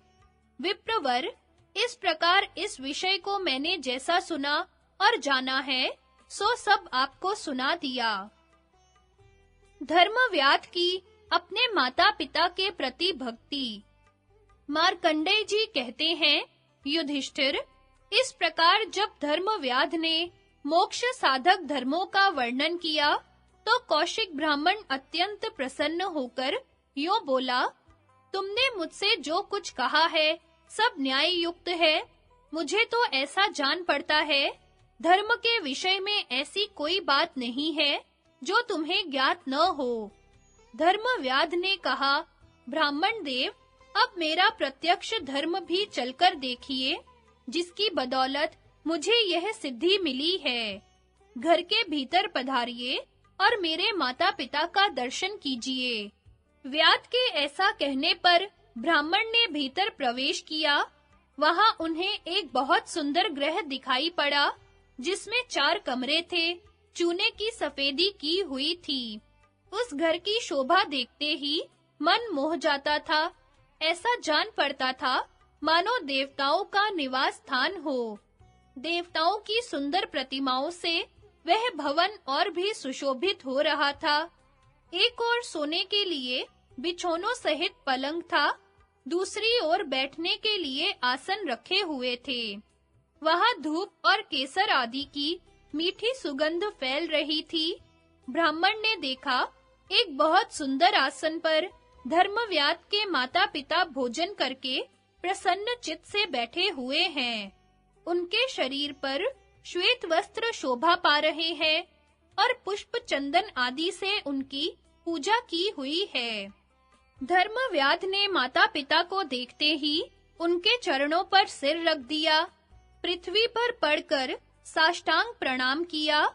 बूढ़े माता-पिता बड़े स्नेह से बोले, बेटा उठ, तू धर्म को जानता है, धर्म ही सदा तेरी रक्षा करे। हम दोनों तेरी सेवा से, तेरे शुद्ध भाव से बहुत प्रसन्न हैं। तेरी आयु बड़ी हो। तूने उत्तम गति, तप, ज्ञान और श्रेष्ठ बुद्धि प्राप्त की है। बेटा, तू सत्पुत्र है। तूने नित्य नियम से हमारा सत्कार, हमारा पूजन किया है, हमको ही देवता समझा है। द्विजों के समान शम दम का पालन किया है। मेरे पिता के पितामह और प्रपितामह आदि तथा हम दोनों भी तेरे इस सेवा भाव से बहुत प्रसन्न हैं। मन, वाणी और शरीर से कभी तू हमारी सेवा नहीं छोड़ता। अब भी तेरी बुद्धि में हमारी सेवा के सिवा और कोई विचार नहीं है। परशुराम जी ने जिस प्रकार अपने वृद्ध माता-पिता की सेवा की थी, उसी प्रकार उससे भी बढ़कर तूने हमारी सेवा की है। तत्पश्चात व्याध ने अपने माता-पिता को ब्राह्मण देवता का परिचय दिया। उन्होंने भी ब्राह्मण का स्वागत सम्मान किया। ब्राह्मण ने कृतज्ञता प्रकट की और पूछा, आप दोनों इस घर में पुत्र और सेवकों सहित सकुशल तो है ना? आपका शरीर तो निरोग है ना? उन्होंने कहा, हाँ भगवन, हमारे घर में तथा सेवकों के यहाँ भी सब कुशल है। आप अपना कहें, आप यहाँ सकुशल पहुँच गए ना? रास्ते में कोई कष्ट तो नहीं हुआ? ब्राह्मण ने कहा, हाँ, मुझे कोई कष्ट नहीं हुआ।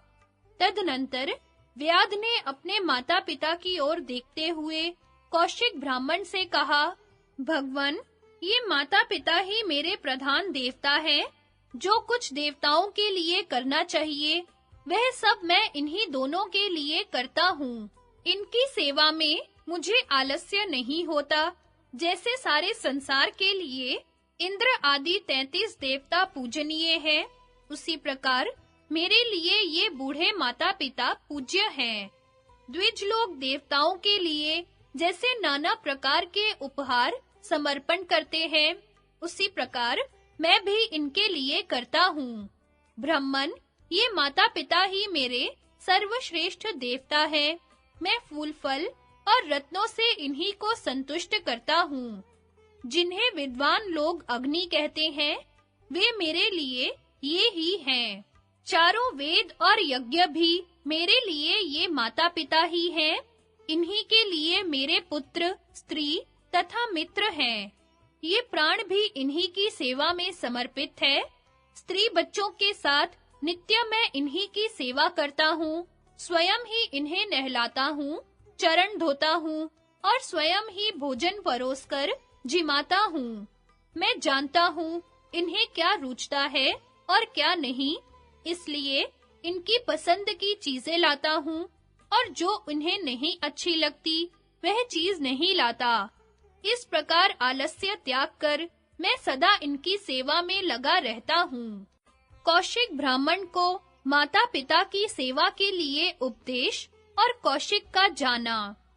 मार्कंडेय जी कहते हैं, इस प्रकार धर्मात्मा व्याध ने ब्राह्मण को अपने माता-पिता का दर्शन कराने के पश्चात कहा, ब्राह्मण, माता-पिता की सेवा ही मेरी तपस्या है, इस तप का बल देखिए। इसी के प्रभाव से मुझे दिव्य दृष्टि प्राप्त हो गई है, जिससे मैं यह जान गया कि आप उस पतिव्रता स्त्री के कहने से यहाँ आए हैं। जिस सती ने आपको यहाँ भेजा है, वह अपने पातिव्रत्य के प्रभाव से वास्तव में ये सभी बातें जानती है। अब मैं आपके हित के लिए कुछ बातें बताता हूँ, सुनिए। आपने वेदों का स्वाध्याय करने के लिए पिता माता की आज्ञा लिए बिना गृह त्याग किया है।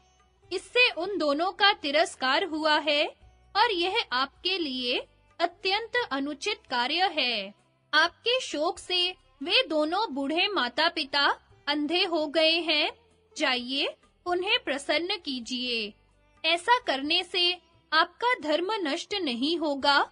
आप तपस्वी महात्मा और धर्मानुरागी हैं, किंतु माता-पिता की सेवा के बिना ये सब व्यर्थ है। आप शीघ्र ही जाकर उन्हें प्रसन्न कीजिए। मेरी बात में विश्वास कीजिए, यह मैंने आपके हित की बात कही है। मैं इससे बढ़कर और कोई धर्म नहीं समझता। ब्राह्मण बोला, धर्मात्मन, यह मेरा बड़ा सौभाग्य था जो मैं यहाँ आया और तुम्हारा सत्संग प्राप्त हुआ। तुम्हारे समान धर्म का तत्व समझाने वाले लोग इस संसार में दुर्लभ हैं। प्रथम तो हजारों मनुष्यों में कोई विरला ही ऐसा है जो धर्म का तत्व जानता हो, वह भी प्राय मिलता नहीं। तुम्हारा कल्याण हो।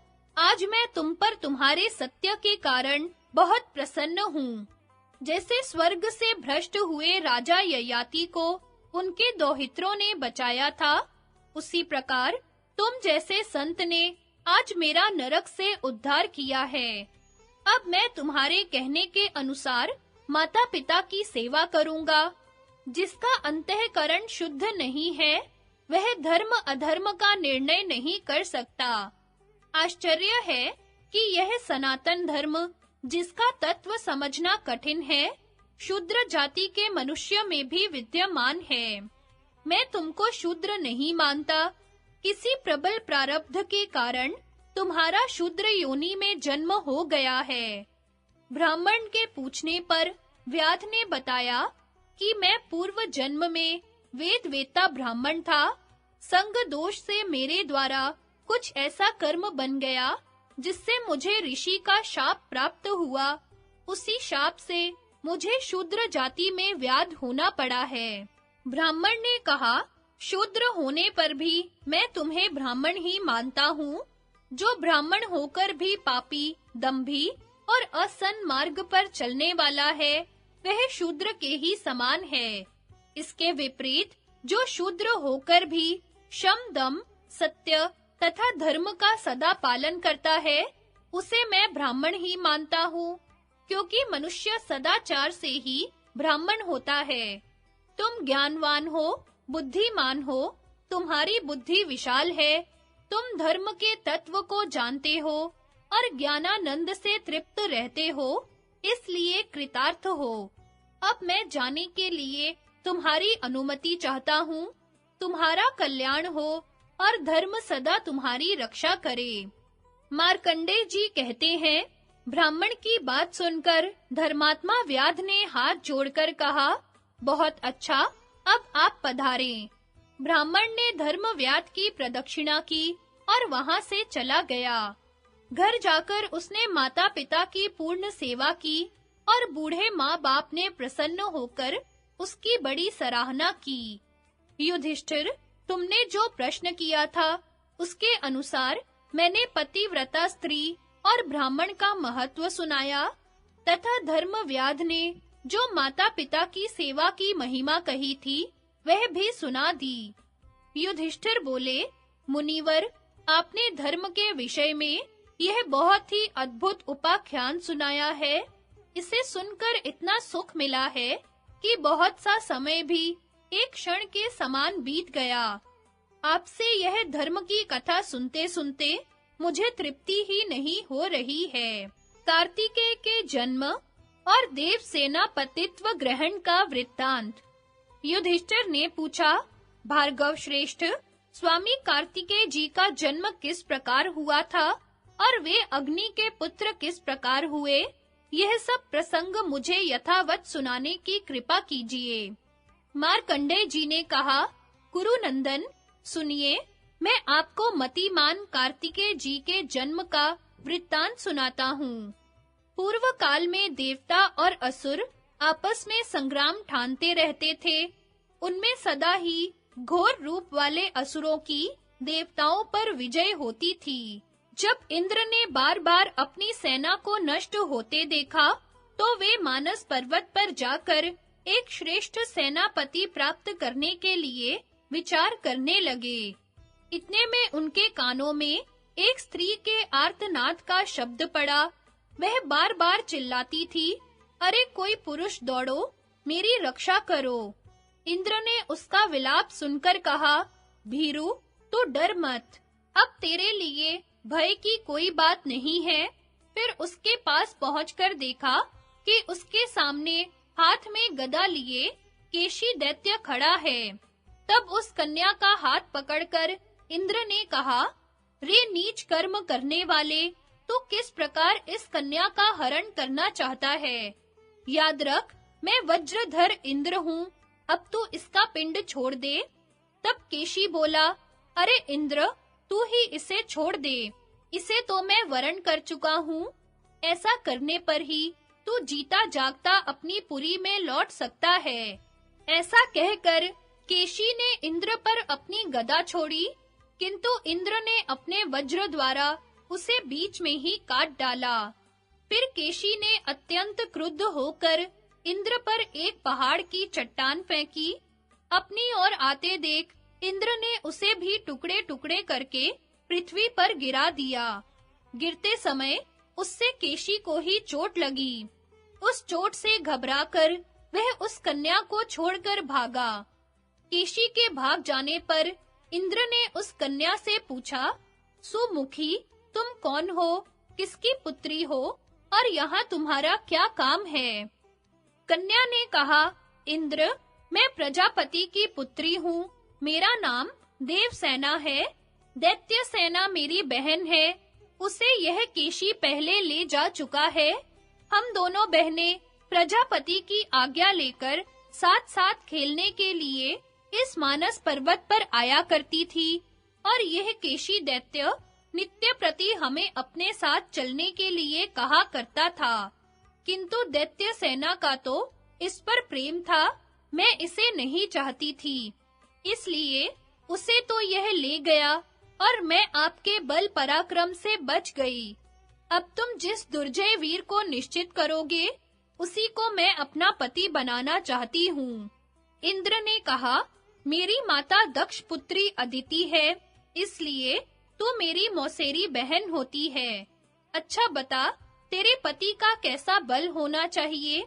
कन्या बोली, जो देवता, दानव, यक्ष, किन्नर, नाग, राक्षस और दुष्ट दैत्यों को जीतने वाला, महान पराक्रमी और अत्यंत बलवान हो, तथा जो तुम्हारे साथ मिलकर सभी प्राणियों पर विजय प्राप्त कर ले, वह ब्रह्मनिष्ठ और कीर्ति की वृद्धि करने वाला पुरुष ही मेरा पति होना चाहिए।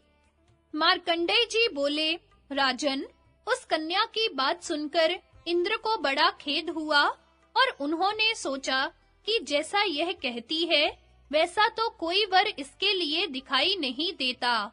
फिर वे उसे साथ ले ब्रह्मलोक में पितामह ब्रह्मा जी के पास गए और उनसे कहा, भगवान, आप इस कन्या के लिए कोई सद्गुणी और शूरवीर पति बताइए। ब्रह्मा जी ने कहा, इसके लिए जिस प्रकार तुमने विचार किया है, वही बात मैंने भी सोची है। अग्नि के द्वारा एक महान पराक्रमी बालक होगा, वह इस कन्या का पति होगा और तुम्हारे सेनाध्यक्ष का काम करेगा। ब्रह्मा जी की यह बात सुनकर इंद्र ने उन्हें प्रणाम किया और उस कन्या को साथ लेकर जहां वशिष्ठ आदि प्रधान ब्रह्म ऋषि और देव ऋषि थे, वहां गए। उन दिनों वे महर्षि गण जो यज्ञ कर रहे थे, उसमें देवता लोग आ आकर अपने भाग ग्रहण करते थे। ऋषियों के आवाहन करने पर अग्निदेव भी वहां आए थे और उनकी मंत्रोच्चारण पूर्वक दी हुई बलियों को ग्रहण करके भिन्न-भिन्न देवताओं को देने लगे।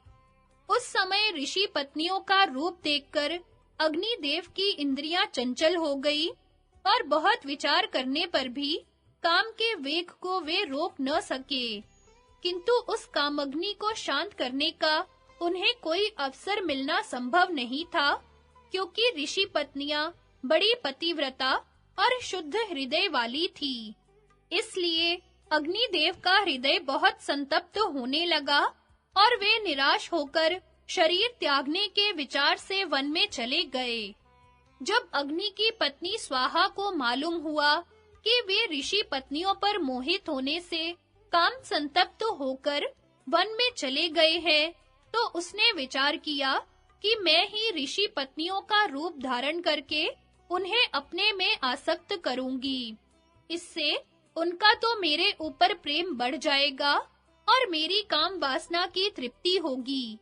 यह सोचकर स्वाहा ने पहले महर्षि अंगिरा की पत्नी रूप गुणशीलवती शिवा का रूप धारण किया और अग्निदेव के पास जाकर कहने लगी, अग्निदेव, मैं कामाग्नि से जली जा रही हूँ, इसलिए तुम मेरी इच्छा पूर्ण करो।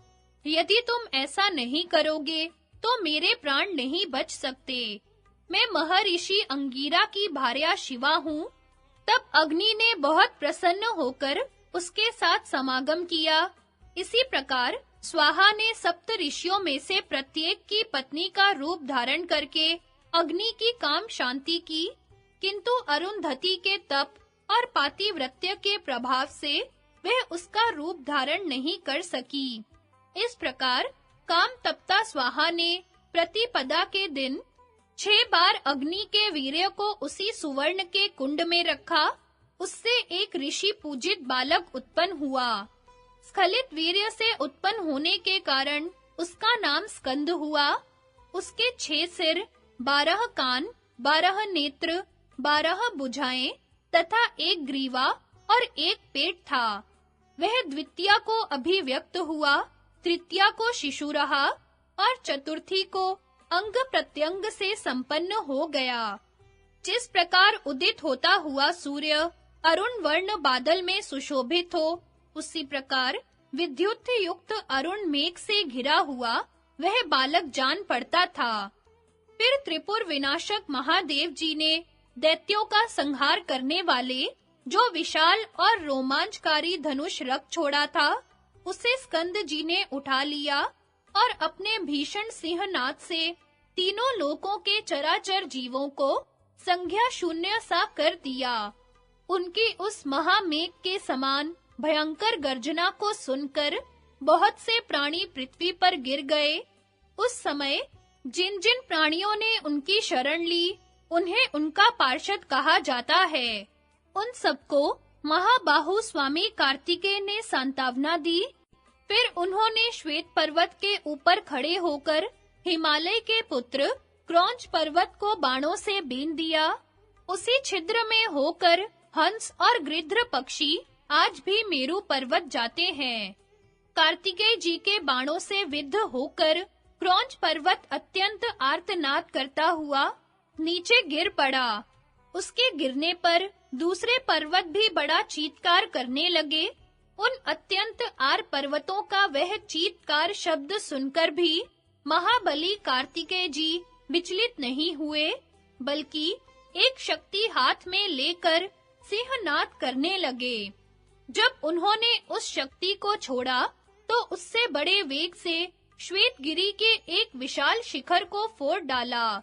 उनकी मार से विदीर्ण हुआ वह श्वेत पर्वत डर कर दूसरे पहाड़ों के सहित पृथ्वी को छोड़कर आकाश में उड़ गया। तब पृथ्वी भी भयभीत होकर जहां-तहां से फट गई। किंतु व्याकुल होकर कार्तिकेय जी के पास जाने पर वह फिर बलवती हो गई। पर्वतों ने भी उनके चरणों में सिर झुकाया और वे पृथ्वी पर फिर से आ गए। तब से शुक्ल पक्ष की पंचमी के दिन लोग उनका पूजन करने लगे। इधर जब सप्त ऋषियों को उस महान तेजस्वी पुत्र के उत्पन्न होने का समाचार मालूम हुआ, तो उन्होंने अरुंधति के सिवा और सब पत्नियों को त्याग दिया। किंतु स्वाहा ने सप्त ऋषियों से बार-बार कहा कि मैं अच्छी तरह जानती हूँ, यह मेरा पुत्र है। आप लोग जैसा समझते हैं, वैसी बात नहीं है। विश्वामित्र जी ने जब अग्निदेव को कामातुर देखा था, तो वे भी सप्त ऋषियों की इष्टि करके गुप्त रूप से उनके पीछे चले गए थे। इसलिए उन्हें सब बातों का ठीक-ठीक पता था।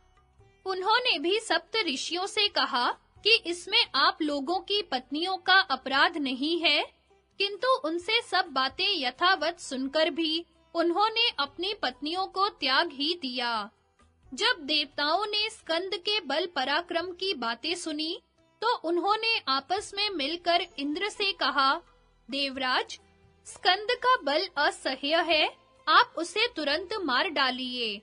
यदि आप ऐसा नहीं करेंगे, तो वही देवताओं का राजा बन बैठेगा।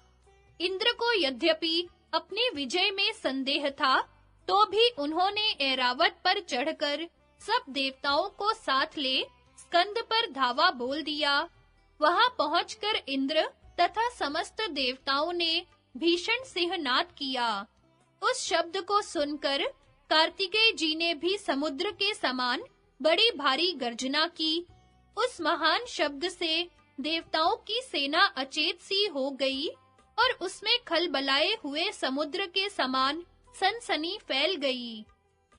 देवताओं को अपना वध करने के लिए आया देख अग्नि कुमार कार्तिकेय ने कुपित होकर अपने मुख से अग्नि की धधकती हुई ज्वालाएं छोड़ी। वे लपटे पृथ्वी पर भय से कांपती हुई देव सेना को जलाने लगी। इससे देवताओं के मस्तक, शरीर, आयुध और वाहन जलने लगे तथा वे तितर-बितर हो जाने से छिन्न-भिन्न तारागण के समान प्रतीत होने लगे। इस प्रकार जल भुन जाने से उन्होंने इंद्र को छोड़कर अग्निपुत्र स्कंद की ही शरण ली। तब उन्हें कुछ चैन मिला। देवताओं के त्याग देने पर इंद्र ने स्कंद पर वज्र छोड़ा। उस वज्र ने उनके दाहिने अंग पर चोट की। उससे उनके अंग में से एक और पुरुष प्रकट हुआ। वह युवावस्था का था तथा सोने का कवच, शक्ति और दिव्य कुंडल धारण किया था। स्कंद के अंग में वज्र का प्रवेश होने से उत्पन्न होने के कारण वह विशाख नाम से प्रसिद्ध हुआ। इस प्रकार प्रलय अग्नि के समान तेजस्वी एक दूसरे पुरुष को उत्पन्न हुआ देखकर इंद्र को बड़ा भय हुआ और उन्होंने हाथ जोड़कर स्कंद की ही शरण ली। साधु स्कंद ने सेना के सहित इंद्र को अभय दान दिया। तब देवता लोग अत्यंत प्रसन्न होकर बाजे बजाने लगे। उस समय ऋषियों ने उनसे कहा, देव श्रेष्ठ, तुम्हारा कल्याण हो, तुम संपूर्ण लोकों का मंगल करो। अभी तुम्हें उत्पन्न हुए 6 रात्रियां ही बीती हैं, फिर भी तुमने सारे लोकों को अपने काबू में कर लिया है और फिर तुम ही ने इन्हें अभय भी दिया है। अतः अब तुम ही इंद्र बनकर तीनों लोकों को निर्भय कर दो।